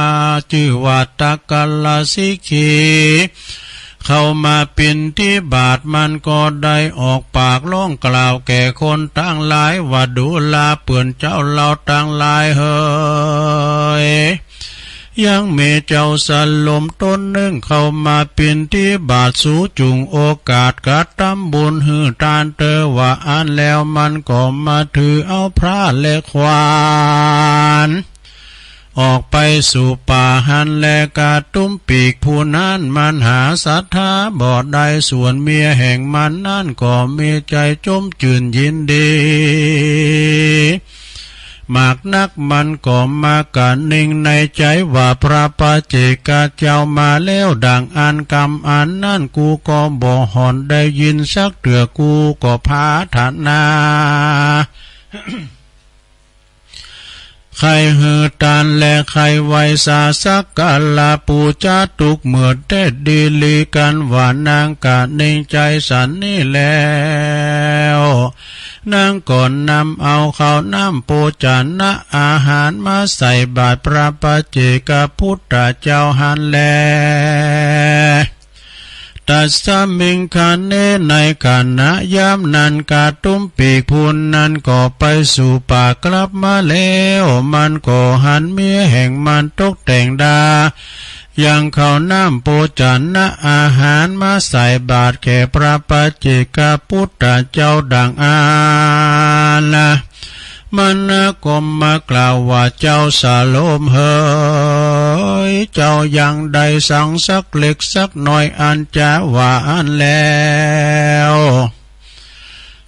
มันก็มาใครดูบาทพระปัจเจกเจ้ามันก็หันเข้าว่าปินที่บาทอันเมียมันหากคือตานสันนั่นมันก็มาบังเกิดความกินแนงใจว่าอันว่าข้าวน้ำโปจานะอาหารอันหันมาป่านฉันนี่ดังว่ากูจะกินเสียก็จักเป็นประโยชน์จันนะและอิ่มต้องกูดีลีพี่ว่าเฮือแก่คนกาทำการกูกินเสียก็จักเป็นประโยชน์จันนะอิ่มต้องแห่งกูดีลีบัดนี้ปอยเฮือเจ้าสาลมตนนี่กินเสียเต่านอนลับอยู่บ่ได้อันว่าเขาและอาหารแห่งกูก็จักสิบหายหาประโยชน์จันนะบ่ได้แก่กูสักอันเจ้ากระตุ้มปีกผู้นานะก็มามีความกินแนงใจฉันนี่แลผักการนึ่งนันนาอันว่ากระตุ้มปีกผู้นี้มันก็ได้อาคาลูกปีอายแห่งมันในกาลเมื่อก่อนคือว่ากระตุ้มปีกผู้นี้มันก็มีปีอายผู้หนึ่งอยู่ก็อยู่กินกับด้วยกันหันแลเมื่อปลายลุนกระตุ้มปีกผู้ปีนั่นก็มาเล็งหันยังอานิจจภาวะในการวัดเยาเรือนนะ ว่าปุนดีตุกปุนดีนายหมากนักมันก็มาสาละวัตถุเขาของตั้งหลายปงปันหือแก่กาตุ้มปีกผู้น้องแล้วส่วนตัวแห่งมันนั่นก่อนนี้ไปบวชเป็นฤาษีอยู่ในป่าหิมพานต์ก็มีแล ส่วนอันว่ากาตุ้มปีกผู้น้องก็อยู่การกาลวัดยอเลือนแตนปีแห่งต้นก็ไม่แลอยู่มาวันหนึ่งอยู่มาบ่อนนั้นเต่าใดเจ้ากุมารน้อยผู้ลูกผู้ปีอายก็จักเดินไปแอวตามขวงบานแล้วก็กล่าวคำว่าดังนี้อันนี้ก็เป็นของป่อคาเกวียนเล่มนี้ก็หากเป็นของป่อคาและว่าละส่วนกาตุ้มปีกผู้อ่าวนั่นก็มันได้ยินกุมารน้อยกล่าวสันนั่นก็มันก็มากะนิ่งในใจว่ากุมารน้อยผู้นี้มันยังหนุ่มยังน้อยแต่ดีลีมันป้อยมากล่าวกำสันนี่ดีนี่จาพี่ว่ามันมีวัยยาขึ้นใหญ่มาแล้วจักเยอะอย่างดังลือจาแม้นว่าวัตถุเขาของตั้งหลายมวลฝูงนี่มันก็จักเอาเสียบ่อันมันก็จักฮือแก่ต้านผู้อื่นเสียบ่อย่าจะแลกระตุ่มปีกผู้เอาก็มีความการนิ่งในใจฉันนี่แล้วอยู่มาวันหนึ่งมันก็ออกอุบายป่าเอากุมารน้อยผู้นั้นไปสู่ป่าแล้วก็มาบิดคอกุมารน้อยผู้นั้นหือตายแล้วก็ละตอดเสียในป่าจ้าตินั้นหันแลอันละนี่ก็เป็นปุปกรรมวิบากแห่งเศรษฐีในกาลเมื่อก่อนนั้นแลศรัทธาอันว่าสัพพัญโยปาพุทธเจ้ากันว่านำเอาปุปกรรมวิบากแห่งเศรษฐีมาเทศนาเท่านี้แล้วปรากฏเทศนาว่ามหาราชดุลมหาราชอันว่าเศรษฐีผู้นั้นในกาลเมื่อก่อนมันก็ได้เป็นกระตุ้มปีกผู้หนึ่งมันก็ได้ร้องเอิ้นเก่าแก่คนต่างหลายได้หือตันเขาปินที่บาทแก่พระปัจเจกพุทธเจ้าวันนั้นโดยเตจะบุญเต่านั่นกันว่ามันจุติตายก็ได้ไปเกิดในสวรรค์เทวโลกได้เจจัดกันว่าจุติจากเทวโลกแล้วก็ลงมาเกิดในเมืองสาวัตถีก็ได้เป็นมหาเศรษฐีมีค่าของมากนักแต่ว่ามันก็บ่อาจจักบริโภคได้แม้นว่าเขาน้ำปุ แม้นว่าเขาน้ำปูจันนะอาหารอันประณีตก็ดีพาผ่อนตนสบายโยวัยลิโยยันสีวิกายคำก็ดีและปัญจกรรมคุณอันเป็นโอลาลิกะมันก็บ่อาจจักบริโภคได้ก็ด้วยปาปกรรมอันมันมีความกินแน่งใจเสียได้เขาปินที่บาทอันเมียมันหากหือตานะแก่พระปัจเจกพุทธเจ้าวันนั้นและประการหนึ่งเศรษฐีผู้นั้นเกิดมาหาลูกหลานบ่ได้หาผู้สืบแทนข้ากูลบ่ได้ก็ด้วยปาปกรรมอันมันได้ฆ่าลูกปีอายวันนั้นหันแลดุลามหาลาส่วนอันว่าบุญกุศลอันเศรษฐีได้กาทำก่อถึงเสิงอันเสียงไปในจาดนี้ส่วนอันว่าปาปกรรมอันมันได้ฆ่าลูกปีอายก็ดีมันได้โลภล้นปนประมาณได้ข่มเหงเต็งเป้เอาของตานก็ดีปาปกรรมทั้งมวลฝูงนี้กันได้โอกาสก่อนนำเอาเศรษฐีไปยักผู้นั้นไปเกิดในมหาโลลุวะนาโลกก็จักได้เสวย ทุกขเวทนาหมากนักกันว่ามันปุ้นจากนรกแล้วก็จักใดมาเกิดเป็นเพศชื่อว่ามิจฉันตเพศก็จักใดเกิดเป็นเปตวิสัยแถมเล่าก็ไม่แล อิตัมมะโวปะกวาอิธัมมะโวจะปะกวะอัตตมานาอิตังวัตวานาสุขโตตะอัตตาปัลลังเอตัทธัมมะโวจะสัทธาสัพพัญโยพระพุทธเจ้าเทศนาอย่างกรรมวิบากแห่งเศรษฐีแล้วทีนี้พระพุทธเจ้าก็จักเทศนาสำแดงข้าคุณวงศาแห่งเพศต่างหลายต่างเจ็ดจำพวกแจ้งแก่เปล่ายาปาเสนาติกุศลและปาลิสัตทั้งสี่พระจึงกล่าวจี้เทศนาวาอิเมวัตตาโพนโตกายตุจาลิเตนะสัมมนากาตาวาจิตุจาลิเตนะสัมมนากาตามโนตุจาลิเตนะสัมมนากาตังอลิยานังอุปวัตกันนังมิจจติติกามิจจติติกามังสัมมานาสัมมาตาเตกายสาเปตาปัลลัมมนาอาปายังสุขติงวินิปาตังอินิลิยังอุปปันนาติดังนี้และดุลามหาลาภอันว่าและปาลิสัตทั้งหลายสั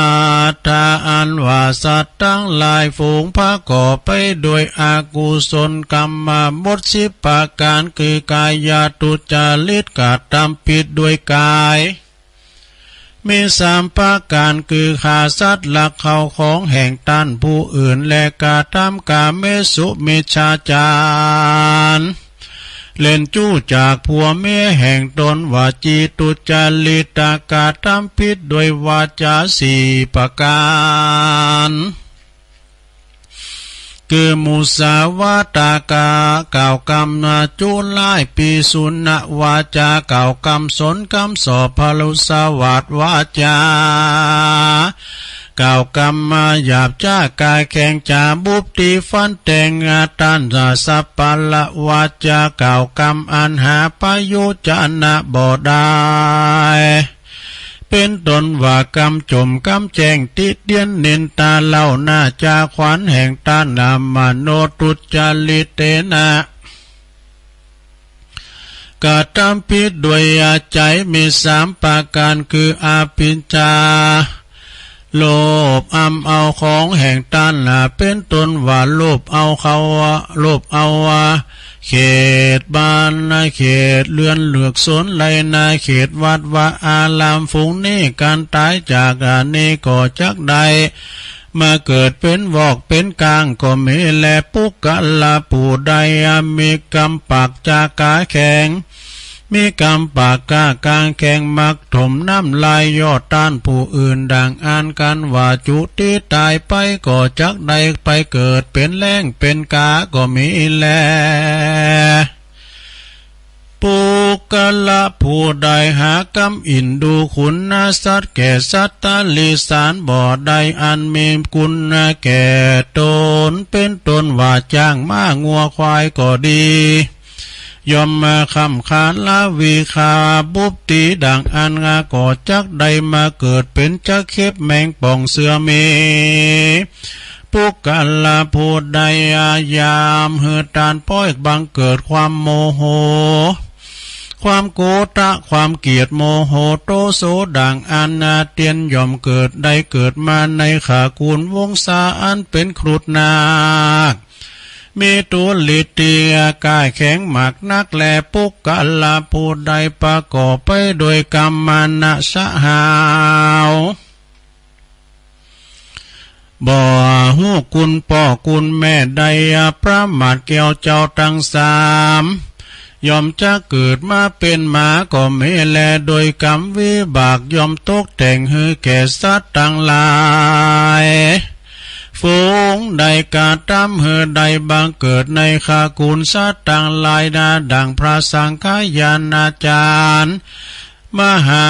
หากจักนำมาสาธกาสำแดงตามบาทบาลีแห่งพระพุทธเจ้าบทหนึ่งว่าเออาลิยานาอุปวาตกานังดังนี้ก็มีด้วยประการดังกล่าวมานี่แหละนะมหาวิปากสัมมาตังนิทิตังขิยาอันกล่าวเทศนายังมหาวิบากก็บังกรมนะสมเรสเด็จแล้วเท่านี้ก่อนแลสาธุสาธุสาธุโอ้ใครมาย่ำไฟไปก็ฮะหลงฟังเต้นเหรอรับไปเห็นแล้วกาทำมหาวินบากเด้อทำสบับเก่านี่ตีดวุยไปหน่อยนะศรัทธาญาติโยมพิสบับเก่าได้แตะฉะนั้นก็วันนี้ก็ได้เตดปิ้นมรดกธรรมมันเปิงกับวันนี้วันศีลโดยเนาะวันนี้วันพระวันศีลโดยเขาก็ได้เตดน้ำเตดธรรมเขาไปฟังเปิงก่อโมนแต่เนออย่างครูบาวัดสีพุ่มมาเนี่ยเป็นเตดนะเป็นเตดเป็นอย่างลองนานอ่ะ เขาฟังก่อโมนดีลืนหูดีนะแต่งเข้าไปทำปุณไปจื้อมุนเนี่ยยองกลมเซิงเมืองกลมใจมันใครก็ขโมยนะเนาะก็ฟังกันไปเนาะสัทธาก็เอาปอนนี่ก่อนเนอะวันนี้นะเอาปอนทำไว้ก่อนเจ้าภาพของคุณโยมยุพินหอมมาลาพี่น้อยปัจจุบันไม่อยู่กลางเวียงเจียงใหม่นาสารกลางนะประแจงความจำนงว่าวันนี้วันพัดเป็นวันข่ายวันเกิดเปิ้นตวยนะก็ว่าขอแจ้งความจำนงก็จะเป็นเจ้าภาพทำเตดไปอุทิศสะแผ่กุศลนะบุญไปหาตั้งเหล่าญาติกาวงศาปู่ย่าตาโถดบรรพบุรุษตั้งหลายได้มาหับเอาส่วนบุญกุศลโดยเน้อเกมน้ำยาได้เอาปอนกันตึงหลงกันเนาะยะถาวาริวหาปุลาปาริปุเรนติสาครังเอวะเมวะอิโตตินังเปตานังอุปกปติอิสิตังปฏิตังตุมหังคิปะเมวะสมิจตุสเปปุเรนตุสังกปะจันโทปนาลโสยถามณิโจติลโสยถาภวสัพพิติโยวิวัจจันตุสัพพะโลโกวินาศตุมาเตภวัตวันตรายโยสุขีติคายุโกภวะอภิวาตานาสีลิสานิจังวุตาปัจจายโนจัตตาโลธรรมาวัฏันติอายุวันโนสุขังปะลางเอาแล้ว ก็จบลงไปว่าขออยู่ดีมีสุขเนอะลงเนอะนะเจ้าภาพทำโดยสินนาเสาบันเสาเนอะก็จะเตทำอยู่นะปเล่งนันลงกิติวงกาเนี่ยเพราะว่าแจ้งความจำลงเตสุดวาสาเนี่ยดูลุง เปิ้นอยู่ปุ่นแม่อายบ้านแสนตุนมือตานไปหาลูกไปพองตานไปหาต่างงานลูกเขยพองเนี่ยกะตานไปหาต่างงานปอลงใกล้เขาเองนะแล้วหลายใจยาคักขุนเปิ้นเนาะแล้วก็หลายทันก็ฟังกันไปศรัทธา บางทีตุลุงก็ไม่ได้เตะสกรรมไม่นะเนาะเพราะว่าเธอก็เอาธรรมบรรยายด้วยก็เล่านิทานไปเนาะก็ฟังกันหลงกันหลายพระแม่จำปีวงฝันตัวนะตุงปูดแดงวันนั้นเปิดมาปะไอโล แม่จำปีวงฝันแปลว่ากันตุลุงเตะธรรมในบนไหววิทยุหาไหนนะเปิ้นเคยมาประดังเมสีธุรเสร็จอันนี้ประดังปุ่นพี่น้องตั้งป่าค่าดอยสะเก็ดยายปันก็เนี่ยป่าค่าดอยสะเก็ดเนี่ยแม่แสงสมรูปเขาเนี่ยแม่สีธุรเสร็จก็เนี่ยเป็นว่าฟังตลอดเลยนะ ตัวแทนตะเป็นน้องตังหล่องเขากว้าวกับแม่เย็นปินตาอุ่นเนี่ยฟังตลอดแต่โทรบัดเต้นนะตุไอ้น่ะ แม่ไพรนี่ก็เต่าแทนบั่นขวางพุ่นเด้อนะแม่วันเขานี่บั่นกอกกับแม่สีจมสีโน่นก็ไม่อายพุ่นก็ฟังกันหนักกันหลายศรัทธาญาติโยมก็ฟังกันไปวันเสาร์ก็มาฟังกันแถมไอ้น่ะแล้วก็ศรัทธาญาติโยมตุลุงก็ขอประกาศข่าวสารงานบุญสักเล็กหน่อยเนาะประกาศข่าวสารงานบุญวันที่20ที่ผ่านมานี่ตุลุงก็ได้ไปจอยงานทำบุญครบรอบ11ปีของตุลุงดีหรือว่าท่านพระครูกิติวัฒนสุนทรอดีตเจ้าคณะตำบลยางครามอดีตเจ้าวัดบ้านธรรมห้วยน้ำขาวคุณนักคุณหลายซะท่าโครงการมาอยู่เลยเพราะมิติตำที่วางตะวะ เปิ้นจัดเป็นปีแหลกนะประหลงบันเทิงจีนาเขาเนี่ยตังคณะครูบาอาจารย์เนาะโดยเมตตาท่านอาจารย์พระครูสถาพรพัฒนารังสีเจ้าคณะตำบลเนี่ยเป็นลูกศิษย์ลูกหาท่านพระครูวรธรรมนาถได้เป็นลูกศิษย์ลูกหาพระครูวิเชียรพระครูปิยศิลป์และวิเชียรเขาเนี่ยนะก็ผ่านไปโดยความว่าคุณนักคุณหลายนะวัดอกวัดใจก็มีซอวันนั้นตัวจันทิพย์จอมตองน้องพันนีแม่แต่งปุ้นซอกันนะ เป็นที่มนในงานแล้วก็ผ่านไปแล้วเนอะวันที่20ที่ผ่านไปประทับใจปีหน้าบ่จะจัดใหญ่แล้วนี่วะจะมีแข่งกองกับหมู่ก็ประกาศงานส่วนรวมหอมกำหนึ่งก่อนวันที่17นี่ค่ายมาเป็นวันที่16เด้อศรัทธาเด้อที่ตะกินสลากโลงกันนะที่ดอยนางแก้วนะตัวลุงก็เข้าร่วมประชุมแต่เปิ้นก็คือไปจุนงานในท้องถิ่นเปิ้นงานตัดไว้ลูกนิมิตงานธรรมสัญจร17นะเป็นวันติดก็เลยเลื่อนมาเป็นวันเสาร์วันที่16เด้อนะวันที่15นั่นนี่มันเป็นวันที่14ก็นะวันศีลเนี่ยก็ฉะนั้นก็เป็นวันที่16ก็แล้วกันเนอะกันยายนที่ดอยนาแก้วที่คณะสงฆ์เฮานี่แล้วก็คณะศรัทธาเปิดจะไปรวมกันอนุรักษ์รักษาวัฒนธรรมประเพณีกินสลากหากไม้จะต้านหายาติกาวงศานำไป2กวยเอาไปตานเจดีย์หั่นกวย1เอาออกเบยกวย1ไอ้กะแล้วก็ไปปักตุ่นปักปลายกันทั้ง2ตุ่นตราตานหาอาจารย์เจ้าคุณมหาศัพท์นะแล้วก็อดีตเจ้าคณะอำเภอดอยสะเก็ดด้วยเนาะศรัทธาก็เจิญเนอะเจ้าปีในน้องศรัทธา ที่จริงก็ยังไกลอยู่การต้านสลากหากใหม่ก็มีหลายเนาะศรัทธาแล้วก็บางทีก็ก่อนนี่เปิ้นกินกูวัดนะว่าวัดหน่อยวัดใหญ่ก็แล้วมาแปลสภาพตานตุ่นเงินก็ตานสังก้านะตุ่นเงินเนี่ยมันเงินทางนั้นนี่ดอกตานสลากนี่มันย่อยติ้นย่อยมือนะตุมันได้ก็ได้ซื้อมันก็เป็นธรรมดา การต้านสลากนี่สลากที่ยิ่งใหญ่ที่สุดหนึ่งเดียวในโลกก็คือสลากย่อมที่วัดพระธาตุลิพุนชัยละปูนสลากย่อมในสลากพี่น้องเจ้ายองเนี่ยปุดโตไม่สร้างสูงขึ้นมาปิ้น15 เมตรนะเปิ้นปักปิ้นตุ่นมีหันปีนะไฟใหม่ขุดไฟใหม่สลากตุ่นสลากย่อมนะเปิ้นแปลงรถเร็วสำงามแล้วเก่ากันนะอันนี้สลากย่อมละปูน23 23ถึง29ปุ่นกันยาปลายเดือนหน้าแล้วเอาเฮาไว้ก่อนกับ16เนอะศรัทธาเปลี่ยนไว้ว่าวันที่16นะบ่จ่าย17เนอะ17ไปจุนกับงานท้องถิ่นเปิ้นจะตัดไว้ลุดในมีตดใจสงนักแล้วก็ตั้ง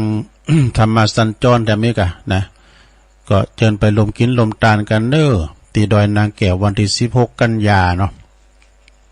จัดตานไปหาเคยญาติกาวงศาปินปอปินแม่พี่ไต้เก่าเนามื่นเจ็ดจินขาคุณปินเก้าก่อจินขาคุณปินแดนแสนจินขาคุณปินขนาดนี่เนาะ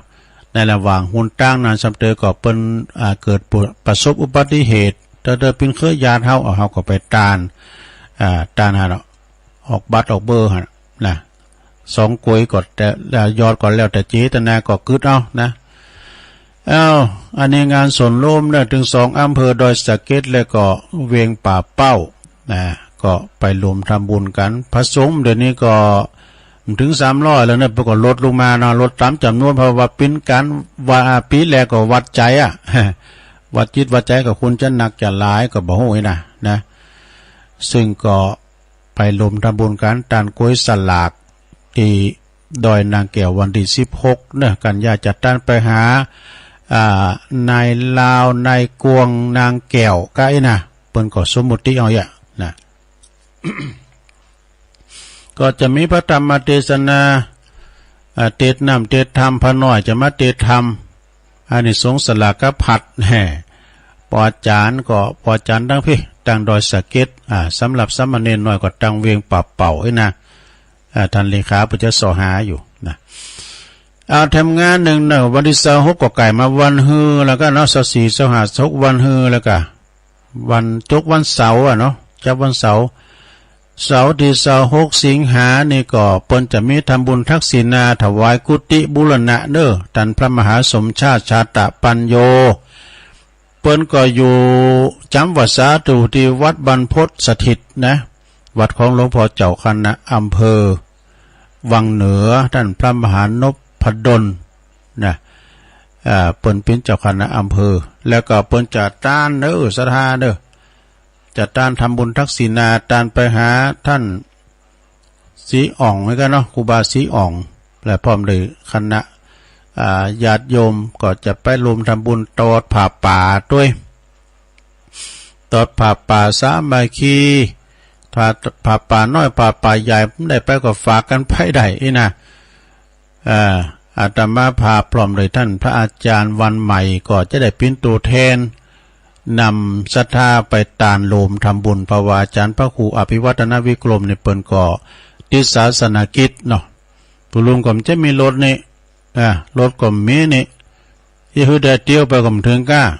ท่านมหาก็เลยเคว่าลุงไปตัวตุปีวันใหม่เนอะเปิ้นไปตัวตุปีวันใหม่ก็ก็จะไปโลมตานก็เปิ้นเด้อวันที่26เด้อศรัทธาเด้ออันนี้มีเลินแน่นอน วันเสาร์ที่26วันฮือนี่แหละเนาะ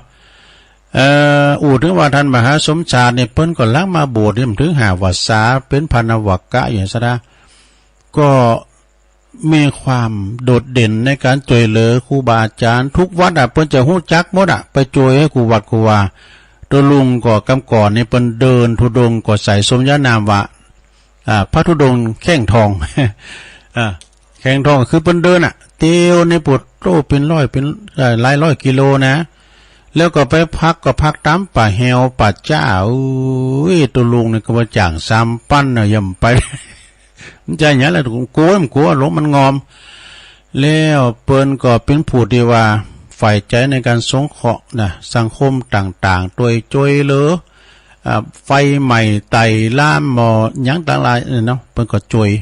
ท่านมหาสมชาติเวลาว่าสถานีวิทยุก้าเนี่ยคือเป็นคุณจุดประกายหลายอย่างนะลองหนได้บึดโผดตั้งหนึ่งมีวิทยุติดตามโดยตลอดหนังเจว208นะวิทยุเนี่ยกะเพิ่นจะไล่สดข้ามทางก้าอยู่ในจัดหันใดนะสถาคะแนนมีเน็ตอันนี้ก็เจิญเด้อสถาเนาะเอาไปแสดงความจุ่มอกจุ่มใจกับท่านมหาสมชาติชาตปัญโยอันนี้เป็นงานโดดเด่นของเปิ้นก็ไปบูรณะปฏิสังขรณ์ที่วัดบรรพตสถิตเนอลำปางนะตุลุงก็ไปในวันที่26นะศรัทธาเด้อเอาทำงานหนึ่งนี่ศรัทธาทำงานหนึ่งก็ปุ้นวันที่22กันยาปุ่นเด้อศรัทธาเดินหน้านะ22กันยา66นี่ก็เจิญลมทำบุญฉลองอายุวัฒนมงคลวันเกิดของงานในเมตตาบารมีธรรมหลวงปอพระครูอินทยานนรังสีตัวเนอที่ปรึกษาเจ้าคณะอำเภอจอมทองวัดพุทธนิมิตรอำเภอจอมทองนี่ก็ไปรวมแสดงมุติตาจิตบนจะสืบแจ้ตาหลงครูบามาด้วยเนอนะในวันที่22นะโยมเนอครูบาเปิ้นก็เจริญอายุมาได้83ปีละนะ83 84แล้วกันเนาะก็ไปกินเป็ดตาลไปโลมแสดงความยินดีเปิ้นเจริญอายุมาครูบามาในเปิ้นสอบตาลนะไปถึงห้วยถึงดอยเปิ้นในตำบลตันแหน่งเจ้าคณะอำเภอเปิ้นไปหมดคืนบุญดอยลอยห้วยที่วัดบุญเขาบุญดอยเปิ้นไปหมดแล้วก็โฮมกินโฮมตาลโฮมฟังโดย ตุลุงเขาอู่ในเปิ้นฟังนะข้าฟังตู้ขอตึงวันนะนะเปิ้นฟังพระครูเขาแต่ตุลุงเดินฟังหมดเนอะเปิ้นก็เปิ้นว่าฟังวิทยุตลอดเวลาว่าเปิ้นหอมกำหาร้อยนะอันนี้ก็หอมมันก็อินเทอร์เน็ตก็เนี่ยคือท่านพระครูพุ่นน่ะจะหอมลุงก็22นะโยมเด้อวัดพุทธนิมิตรอำเภอจอมทองเฮานี่นะก็ไปแสดงความยินดีมุทิตาจิตกับหลวงพ่อพระครูอินทยานรังสีที่ปรึกษาเจ้าคณะอำเภอจอมทองเด้อวัดพุทธนิมิตรวันที่22นะเดินหน้าบุญกันยาบุญนะเอางานต่อไปเนอะสดาญาติโยมทั้งหลายงานต่อไปอันนี้งานธรรมสัญจร ปุณเนอร์อำเภอดอยสะเก็ดปุณเนอร์วัดป่าไผ่บ่อทองนะโดยหน่วยอบรมประชาชนประจำตำบลหรือว่าอบต.ก็ดีเปิ้นจะมีการทำบุญฟังเทศธรรมสัญจรในวันเสาร์ที่เก่ากันยาเด้อ66นะเสาร์ที่เก่ากันยาก็เดินหน้านี่ละนะก็เวลาก็บ่ายโมงเป็นต้นไปนะบริเวณลานธรรมลานสงบนะวัดป่าไผ่บ่อทองเด้อขอเชิญลมฟังเทศก็แสดงธรรมโดยท่านพระครูอภิวัฒนวิกรมเจ้าวาดวัดปากตั้งเจริญเด้อเพื่อจะไปแสดงธรรมในเมตตาบารมีธรรมอาจารย์พระครูพุทธิธรรมรักษ์เนาะหลวงพ่อเฮาแล้วก็ท่านพระอาจารย์สมเพชรปัญญาโนผลฝากประกาศมาคณะสงฆ์เพื่อจะมากันหลายเด้อศรัทธาญาติโยมโดยก็เปิ้นจะแจกข้าวแจกของมีรางวัลอย่างด้วยนะเนาะ มีรางวัลอย่างด้วยมีรางวัลจากนั้นก็ตั้งเฮานี่ก็มันมีรางวัลโดเปิ้นมีครูอย่างว่าอันนี้เปิ้นสมนาคุณนี่นะเนาะก็จะไม่ลืมได้วันที่เก่ากันยายนที่ลานธรรมลานสงบวัดป่าไผ่บ่อทองเนาะเอาทำงานหนึ่งนี่ก็27เหมือนกันนะสดา27สิงหาเนี่ยจังหวัดเสาหินตำบลศรีบัวบานเปิ้นอยู่อำเภอเมืองจังหวัดลำพูนนี่ก็เชิญรวมทำบุญสืบจัตตาหลงแบบล้านนาและก็แสดงมุทิตาจิตจะร้องพัดยศพัดประเรียนธรรมในเมตตาธรรมอาจารย์ท่านพระมหาเอกพลชุตินทโรรองเจ้าอาวาสวัดเสาหินนะฮะก็เปิ้นก็จะลมกินลมตางไปลมแสดงมุทิตาจิตนะโยมนะวันที่27ก็วันติดพอดีกันเนาะ27พุ่มฮือเนี่ยกะติดหน้าเนี่ยแล้วซะนะเพิ่นจะมีสืบจัตตาแล้วก็แสดงมุทิตาจิตจะร้องพัดประเรียนธรรมตัวนะพัดยศตัวแล้วสามเณรจิรายุกันทวางโดยเนาะ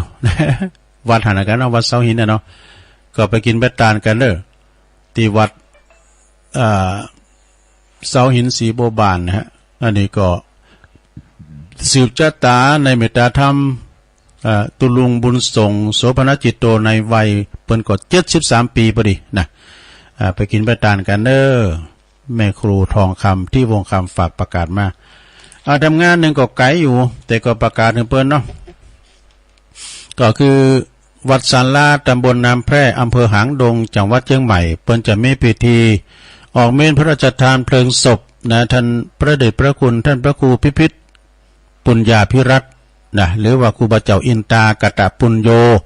ที่ปรึกษาเจ้าคณะตำบลน้ำแพร่อดีตที่ปรึกษาเจ้าคณะตำบลน้ำแพร่อดีตเจ้าวัดสันลาเด้อตำบลน้ำแพร่อำเภอหางดงจังหวัดเชียงใหม่ในระหว่างวันที่20พุ่นกันนะ20ธันวาถึงวันที่24ธันวาเด้อปลายปีปลายปีเนี่ยนะเพิ่นก็จะมีการอาราธนาวันที่20เนาะอาราธนาสรีระลางอะไรดวงวิญญาณของครูบาเจ้าสู่นอนพระศาสนกหัสดีลิงนะจากนั้นก็ขอเชิญเจ้าปีในน้องสดาญาโยมลูกศิษย์ลูกหาไปรวมงานบุญอันนี้ประกาศไว้แต่เนิ่นๆก่อนเนาะในวันที่20ถึง24เด้อที่วัดศาลาในเมตตาบารมีธรรมอาจารย์ท่านพระครูโชติสุวรรณสอนนะเจ้าวาดแล้วก็คณะศิษย์และคณะศรัทธาเป็นเจ้าภาพรวมกันนะต่างงานปออาจารย์ตังพี่นันโหน่งเขาก้าเนี่ยปอบุญยงบุญเรืองเนี่ยวันนั้นก็กายว่านะยกมือไหวอยู่ก็พอหากำปีก็พอหาลังค่าสีชมพูกลมปะด้วยนะ กลายไปหันวันนั้นว่ามันซื้อเนี่ยกันเนาะ ไปประชุมอ่ะนะอันนี้ก็ปิ้นข่าวสารงานบุญเนาะสดาหลายตีก็เปิ้นมีงานข่าวสารงานบุญเหมือนกันสำเร็จตัวลุงก็ไม่ได้ประกาศไปก็เขาสุมาตัวนะเดี๋ยวตัวลุงจะอ่านตักตังลายกันเน้อสถาเด้อโอ้ลายเขาจัดลายเนี่ยนะสดาแม่สีทอนอันนี้ก็น้องโบชัยปาการแม่พันธุ์เด้อเน้อแม่พันธุ์ทาวันนะอยู่ป่าไม่แดงดอยสะเก็ดแม่ครูทองคำที่วงคำเสาหินสีโบบานนะแม่ครูคุณแม่การดาสีเนตรนะฟังอยู่เน้อฟังเป็นกำลังใจ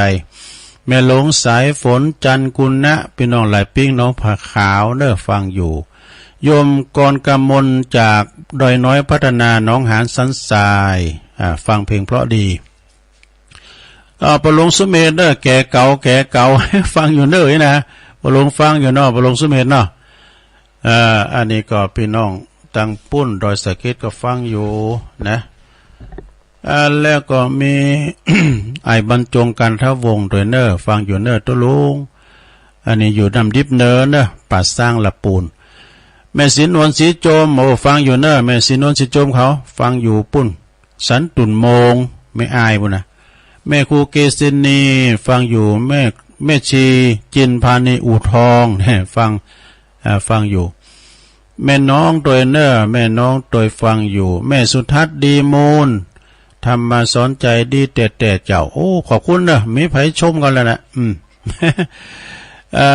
แล้วก็โยมยุพินหอมมาลาพี่น้อยแม่ยกอันนี้เจ้าภาพธรรมนะฟังชัดเจนดีจ้าสาธุนี่ก่อนชายน้อยฟังอยู่ครับนะเดี๋ยวกันอ่านไล่มันแล้วคุณแม่ศิรินทิพย์บุญเลิศอันนี้ก็ฟังอยู่เนอะอยู่กรุงเทพปุ่นอันนี้นะแม่ครูธัญญากศนเจริญปอนในกลางเวียงเชียงใหม่แล้วก็อันนี้พี่น้องโบกก้างสันกำแปงนะสาธุวันพระวันศีลฟังตุลุงอยู่วันนี้วันศีลนะโอ้แล้วก็แม่แดงอัมพรเต็นดอกไม้จอมต้องโดยแม่เดินเพนทิมหวังฟังอยู่เนื่อจากน้องหานำบ่อหลงยงยุทธมณีวันนะฮะจากบ่อเหวลำปางพี่น้องลำปางฟังโอ้แม่บ่อลมมาปินตาพี่น้องน้องสมณะฟังอยู่เจ้า ขอบคุณนะแล้วก็แม่ครูเพลินพิษทิพย์พลึกจากบ้านเป็นอำเภอเมืองลำปูน แม่ชีการนิสายะฟังจากประเทศอินเดียบุตรเป็นประจำภาษาอินเดียนะฟังอยู่โอ้ดังไปโทโลกเนื้อเสียงตุลุกนะเอาอาจารย์วิชาสุจิโนเนื้อเจ้าคณะตำบุญมงน้อยนะเปิ้นก็ฟังอยู่เจ้าวัดป่าตาลเนี่ยบุญส่งจากลำปางชมรมสกาย62ร้านพัฒนันโอ้คุณโยมพัฒนันแท้ตั้งวิจิตรไพศาลฟังอยู่เนอะนะ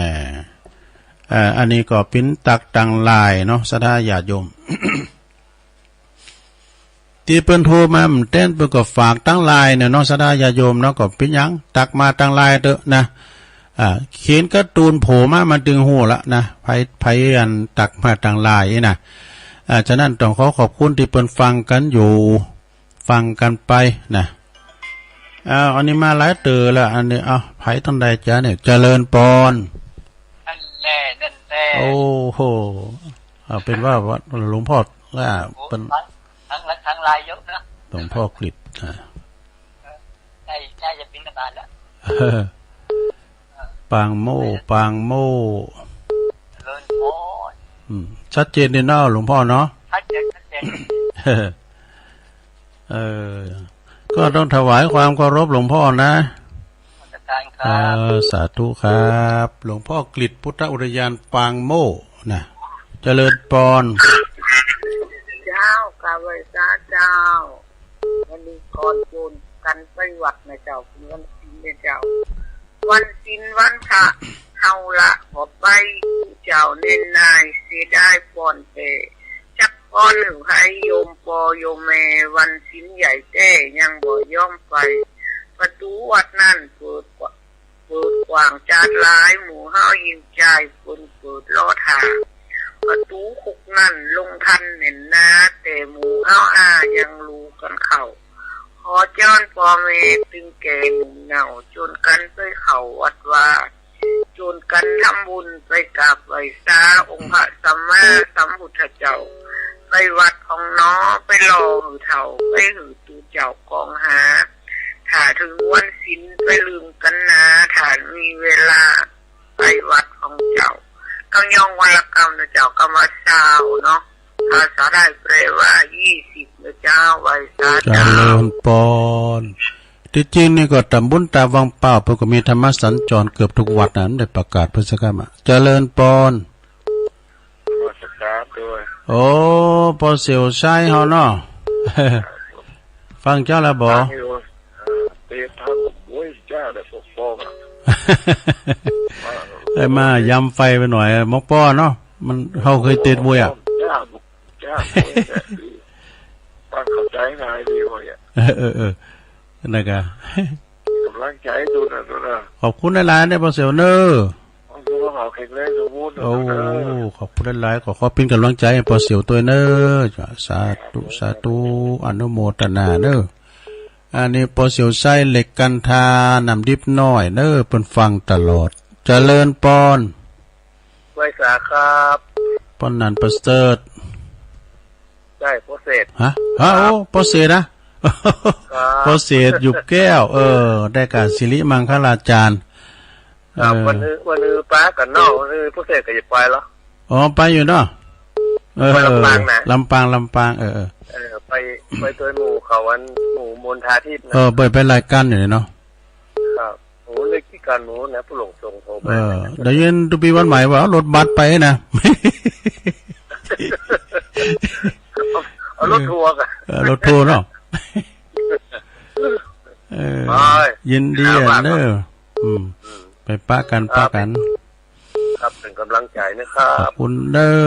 ปอเศษหยุบแก้วอันนี้ก็ฟังตลอดเป็นอยู่ศิริมังคลาจารย์เนี่ยติดกันเนี่ยเจริญปอน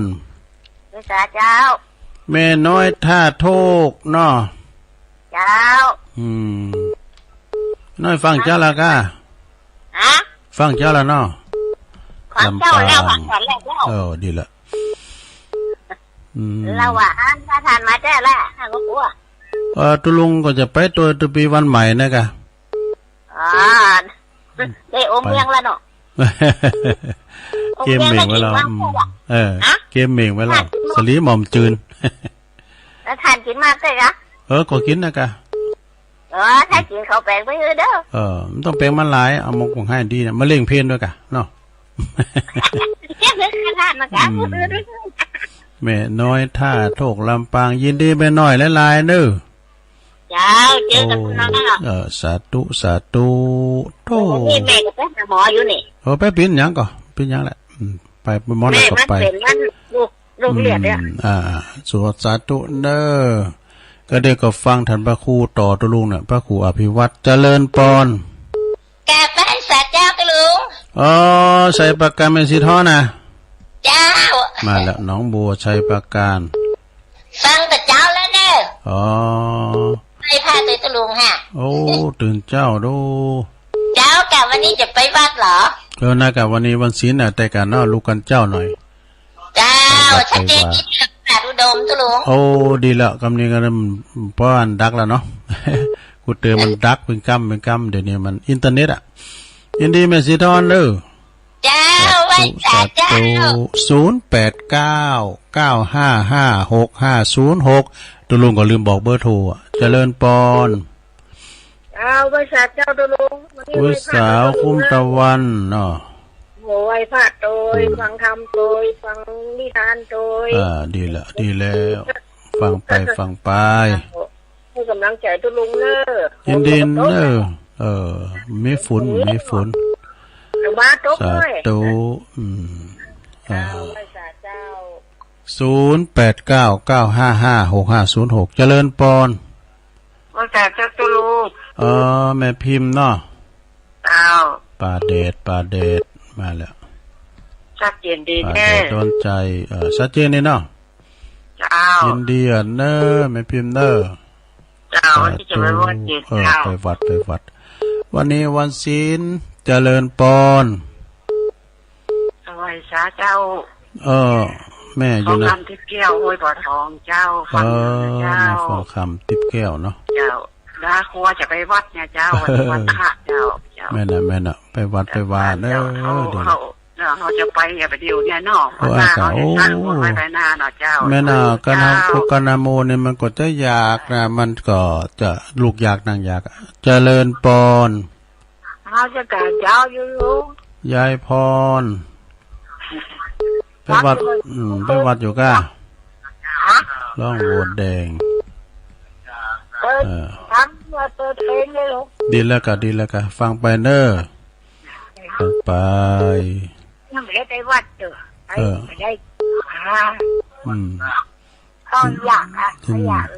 ยินดีเนอ0899555656เจริญปอนเจ้ารักษาเจ้าตะลุงฟังตะลุงอยู่เนอแม่สายทองทำตัวเจ้าห้วยการเนาะเย็นได้98.5นะเจ้าดีแกกำลังใจตะลุงเนอขอบคุณหลายๆสาธุเจริญปอนรักษาเจ้าตะลุงแม่เพนเนาะเอาเลยรักษาเจ้าแสงไฟสว่างกายแสงธรรมะสว่างใจสว่างกายได้แสงไฟสว่างใจได้แสงธรรมเจ้าฟังชัดเจนด้วยกำลังใจตัวลุงเด้อยินดีเนอวันเสาร์ก็ครับเจ้าภาพเพื่อลูกกันเห็นเนาะโอเคจ้าก็รายงานครับสาธุคนสู้ชีวิตเจริญปอนกาภาษาเจ้าตัวลุงอยู่ตั้งได้ไหมอยู่ตีน้อยแม่เจ้าแม่ครัวเจ้าแม่ครูฟองจันเขียวนอเมืองไปเอาได้เปิ้นไหนวะน่ะเปิ้นไปตาม10 วัดไม่ได้จะเป็น1ก็ไปอันฟังเจ้าแล้วกะเจ้าฟังเจ้าละก็หาลูกบ่เดียวนี่กำลังจะกินจะไปวัดไปวัดไปขึ้นดอยเด้อไอ้ปิ้นหยังก็ขึ้นดอยมันจันทร์นำไปพวกกะเจ้าปิ้นหยังขนาดวันนั้นเอาไปลงฮะหนทางซื้อแช่ไปลงสุแม่เดินนักแข่งขี่อยู่ก็รถใหม่แต่นี่รถกลายเป็น 3-4 หมื่นมื้อนี้โซโวนะคะเนาะมันว่าก็ระมัดระวังหน่อยนะระมัดระวังหน่อยพี่ยะยินดีแม่ครูเด้อฟังอยู่ขอบคุณหลายๆอีกอะคุณตินด้อยฟังแล้วไม่ว่าฟังไงฟังกระบาดปืนสายสุดท้ายเจริญปอนแม่สุกแก้วสีโพธารามเนาะสีโพธารามแม่สุกแก้วนี่ก็ฟังตลอดแม่สุกแก้วศิลพรได้มาสักคำเต้นกันหมดนี่ยินดีนะแม่เด้อสาธุผลบุญมาหยุ่นเจริญปอนแม่สาเจ้าลุงแม่ไข่แก้วเจ้าโคตรสายดีกำลังติดเหลียวนี่แม่ไข่แก้ววงคำโบก็มันโทรตั้งเปินสักตื่นลุงวันนั้นก็แม่พาก็โทรมาดูจ้ะมันโทรแบบติดเนาะเป็นยังติดแล้วบุญรักษาเนอสาธุบุญแม่อ้ำคำเจริญปอนไว้สาครับปนนั้นมาปิดท้ายปนนั้นมาปิดท้ายปนนั้นประเสริฐกระมวลกันเนาะเขาเข้าใจง่ายดีครับฟังไปหม่อนไปว่าได้ยินเสียงดีใจครับดีแล้วกำลังใจลุงนะครับของลุงอยู่ดีนี่ชุบเนอขอบคุณวันนั้นแล้วลูกโผลมใช้แกลูกแกเจ้าแกหลานผู้ชุบการต่อไปครับสาธุ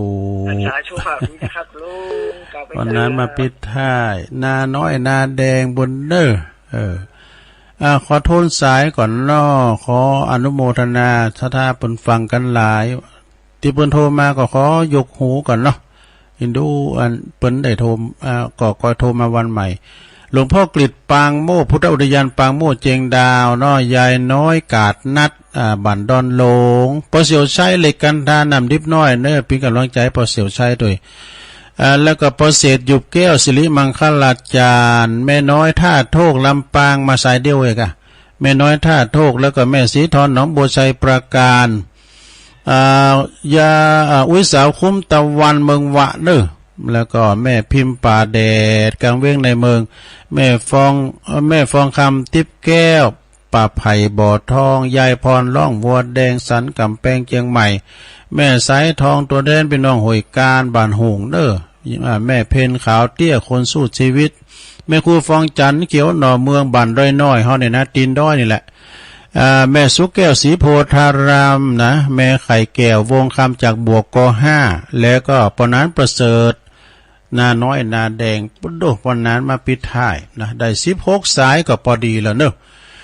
ตัวลุงก็ขอนำรายการจากลาศรัทธาไปก่อนเด้อปักกันใหม่วันเสาร์วันเด้อศรัทธาวันเสาร์มาปักกันจะยกวัดมาบาทนะแล้วก็จะเด็ดน้ำเด็ดธรรมฟังแถมโชคดีมีใจเหมือนกันจุคนจุตานเนอจัตตาโลธรรมาวัฏันติอายุวันโนสุขังปะลา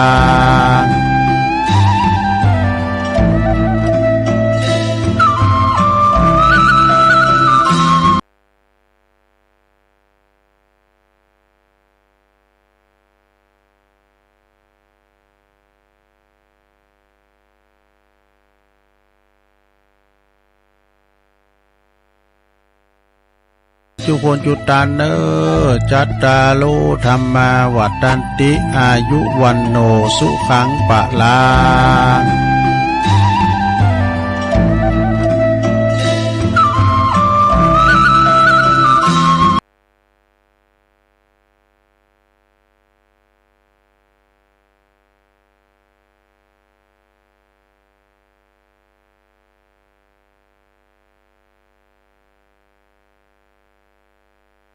จุคนจุตานเนอจัตตาโลธรรมาวัฏันติอายุวันโนสุขังปะลา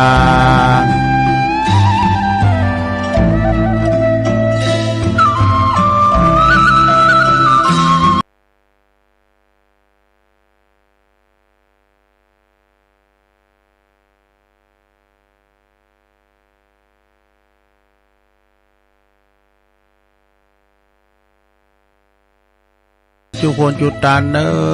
จัตตาโลธรรมาวัฏันติอายุวันโนสุขังปะลา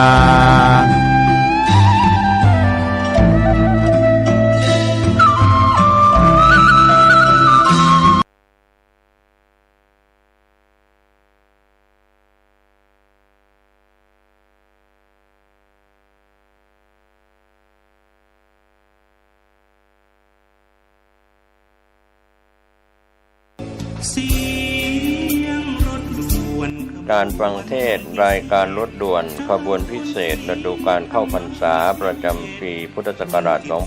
2566 จัดโดยคณะสงฆ์จังหวัดเชียงใหม่สภานักธรรมจังหวัดเชียงใหม่พุทธสมาคมจังหวัดเชียงใหม่ยุวพุทธิกสมาคมจังหวัดเชียงใหม่สภาวัฒนธรรมอำเภอเมืองเชียงใหม่มูลนิธิพุทธสมาคมชมรมอนุรักษ์วัฒนธรรมประเพณีท้องถิ่นจังหวัดเชียงใหม่ชมรมลูกเสือชาวบ้านจังหวัดเชียงใหม่ทศปชอำเภอเมืองเชียงใหม่ดำเนินงานโดยคณะกรรมการบริหารงานกลุ่มหนุ่มสาวจังหวัดเชียงใหม่วันพฤหัสบดีที่ 24 สิงหาคมขึ้น 8 ค่ำเดือน 11 เหนือเดินทางไปยังวัดหนองบัวตำบลหนองตองอำเภอหางดงจังหวัดเชียงใหม่เวลา 19 นาฬิกาฟังพระธรรมเทศนา1 กันฟังเทศฟังธรรมในฤดูกาลเข้าพรรษาและออกพรรษาใน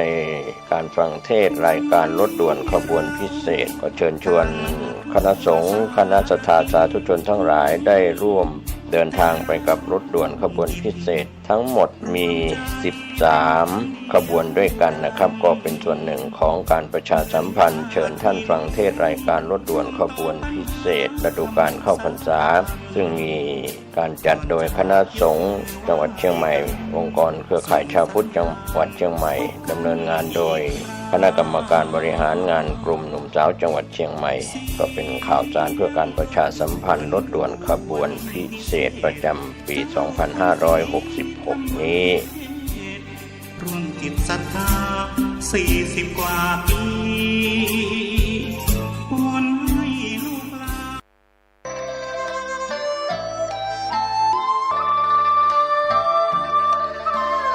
ขอเชิญร่วมบูรณะปิดทองพระเจ้าตาเขียวและบูรณะปฏิสังขรณ์พระธาตุเจดีย์มงคลธรรม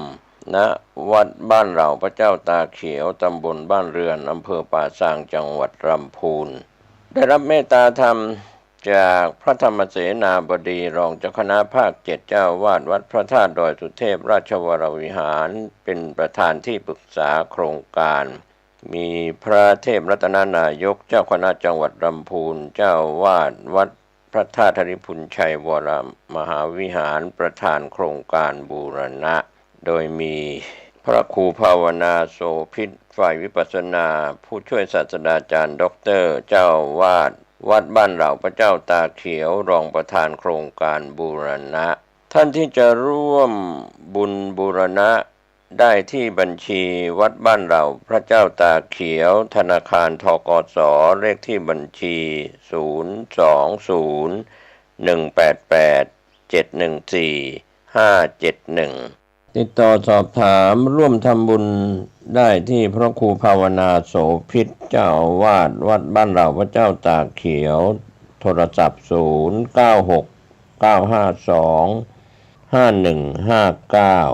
ได้ทุกวันนะครับก็เป็นส่วนที่จะได้ร่วมบุญร่วมกุศลในการบูรณะปิดทองพระเจ้าตาเขียวและบูรณะปฏิสังขรณ์พระธาตุเจดีย์มงคลธรรมของวัด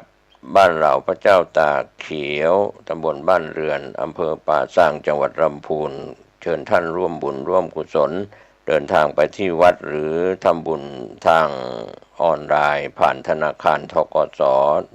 ได้ก็อนุโมทนาสาธุกับท่านที่จะได้บูรณะปฏิสังขรณ์พระธาตุเจดีย์และพระเจ้าตาเขียวได้บุญได้กุศลโดยทั่วหน้ากัน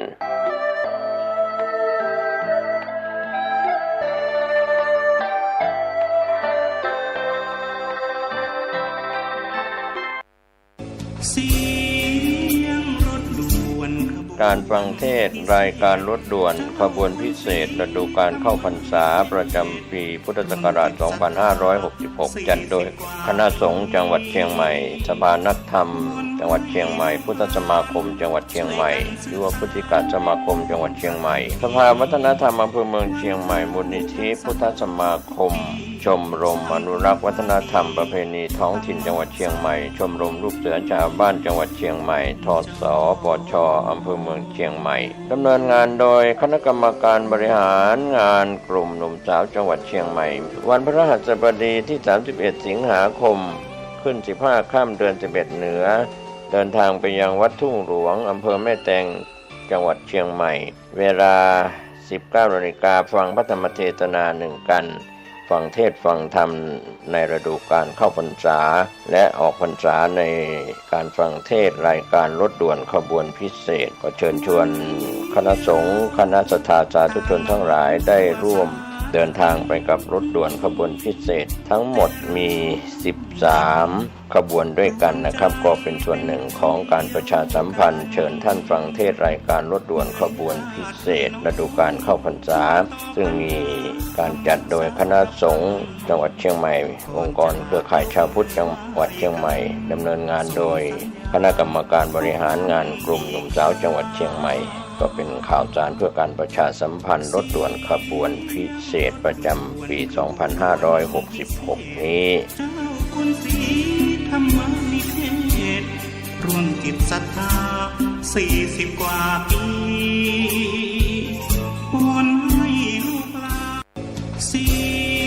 ยงรถด่วนการฟังเทศรายการรถด่วนขบวนพิเศษฤดูการเข้าพรรษาประจำปีพุทธศักราช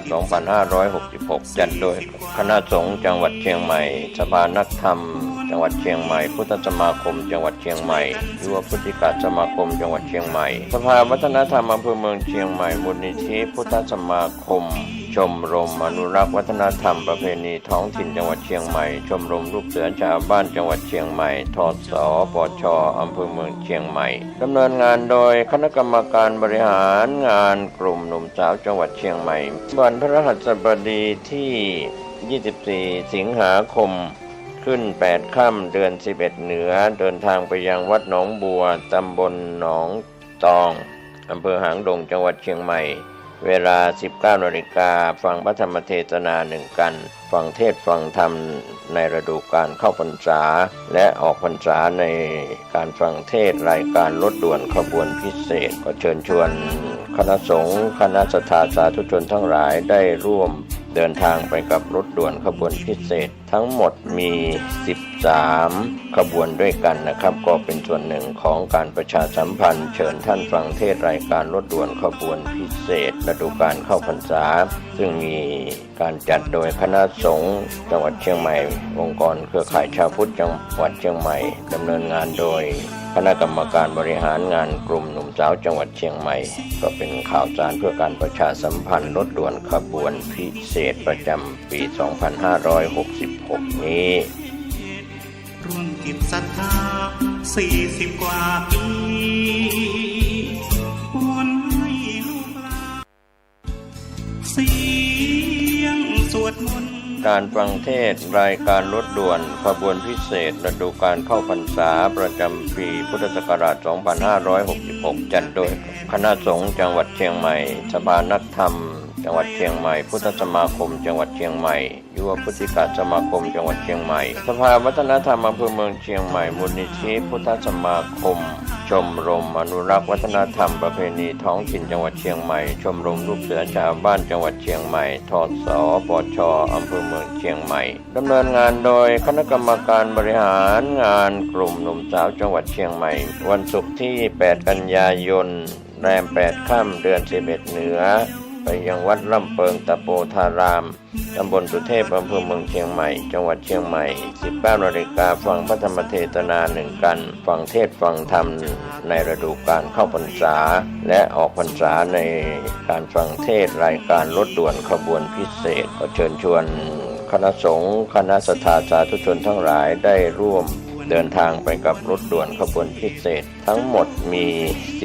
13 ขบวนด้วยกันนะครับก็เป็นส่วนหนึ่งของการประชาสัมพันธ์เชิญท่านฟังเทศรายการรถด่วนขบวนพิเศษฤดูกาลเข้าพรรษาซึ่งมีการจัดโดยคณะสงฆ์จังหวัดเชียงใหม่องค์กรเครือข่ายชาวพุทธจังหวัดเชียงใหม่ดำเนินงานโดยคณะกรรมการบริหารงานกลุ่มหนุ่มสาวจังหวัดเชียงใหม่ก็เป็นข่าวสารเพื่อการประชาสัมพันธ์รถด่วนขบวนพิเศษประจำปี 2566 นี้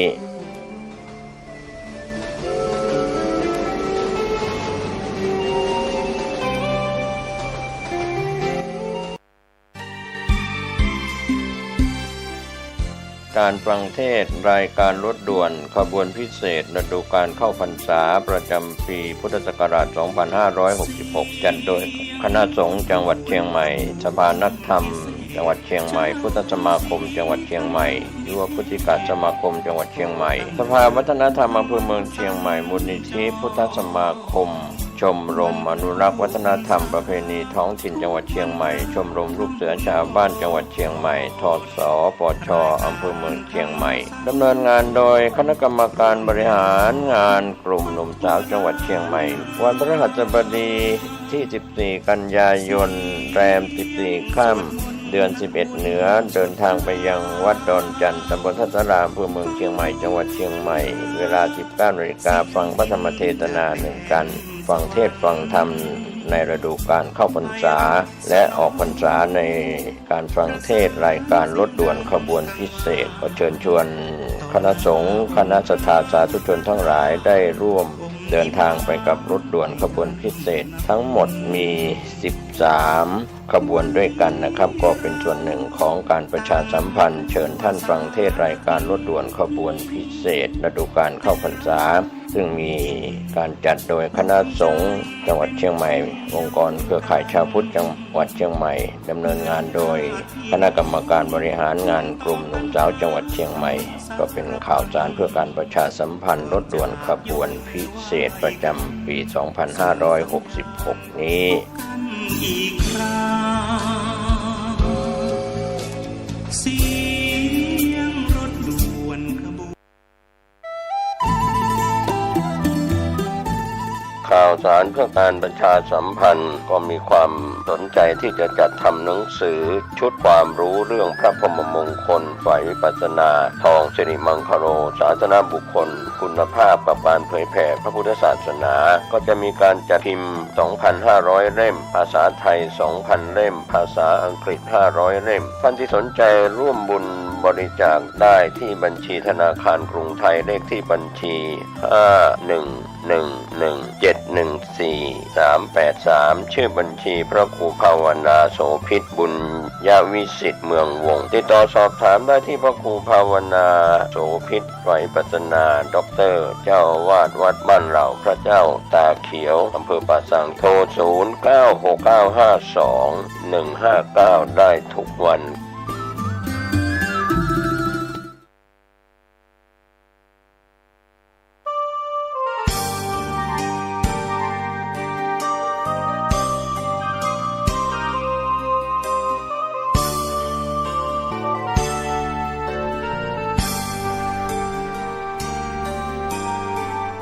วันเข้าพรรษาเรามาร่วมใจ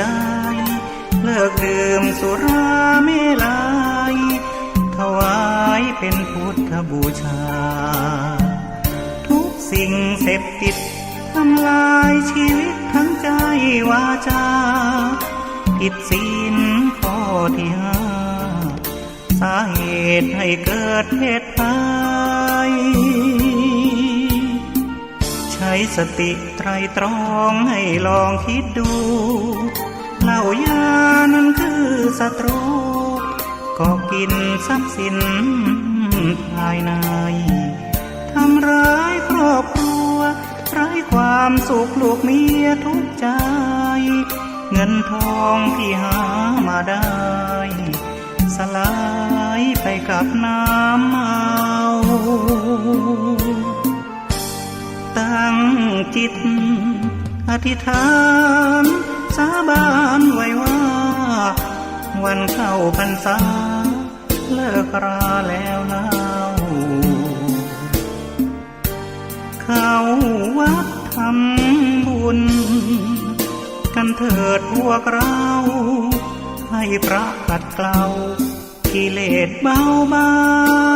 งหลวงพ่อเจ้าคุณท่านคอยห่วงใยอยากเห็นครอบครัวสดใสปลอดภัยในทุกทางเลิกเมาแล้วขับไม่ถูกจับปรับให้เสียสตางค์อย่าปล่อยตัวเข้าเกี่ยวว่างเสริมสร้างชีวิตครอบครัว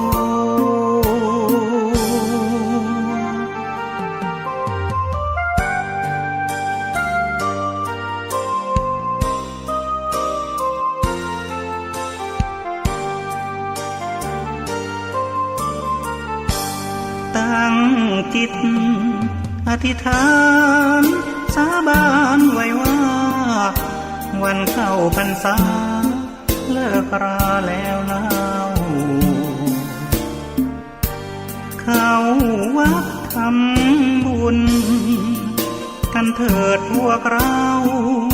ให้พระขัดเกลากิเลสเบาบางหลวงพ่อเจ้าคุณท่านคอยห่วงใยอยากเห็นครอบครัวสดใสปลอดภัยในทุกทางเลิกเมาแล้วขับไม่ถูกจับปรับให้เสียสตางค์อย่าปล่อยตัวเข้าเกี่ยวว่างเสริ ริมสร้างชีวิตครอบครัว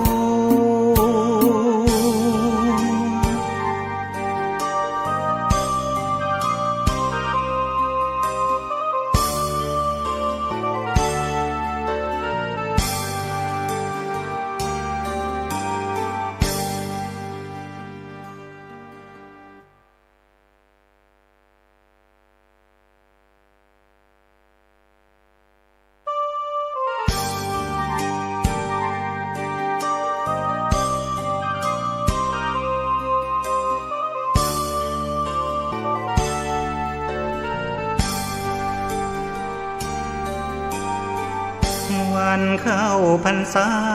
เรามาร่วมใจเลิกดื่มสุราเมลัยถวายเป็นพุทธบูชาทุกสิ่งเสพติดทำลายชีวิตทั้งใจวาจาผิดศีลข้อที่ห้าสาเหตุให้เกิดเพศภัยใช้สติไตรตรองให้ลองคิดดูเหล้ายานั้นคือศัตรูก็กินทรัพย์สินภายในทำร้ายครอบครัวไร้ความสุขลูกเมียทุกใจเงินทองที่หามาได้สลายไปกับน้ำเมาตั้ง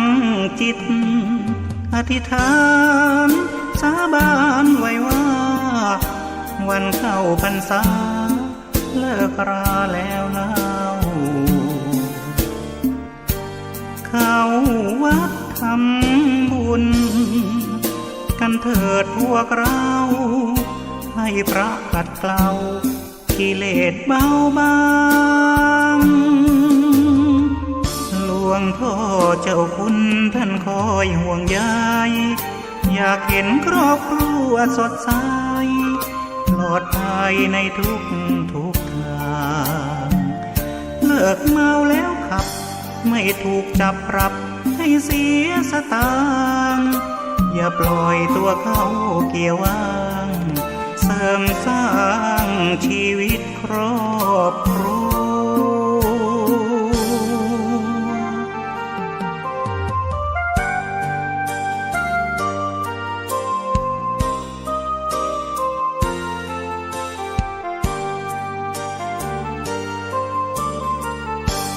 ตั้งจิตอธิษฐานสาบานไว้ว่าวันเข้าพรรษาเลิกราแล้วเล่าเข้าวัดทำบุญกันเถิดพวกเราให้พระ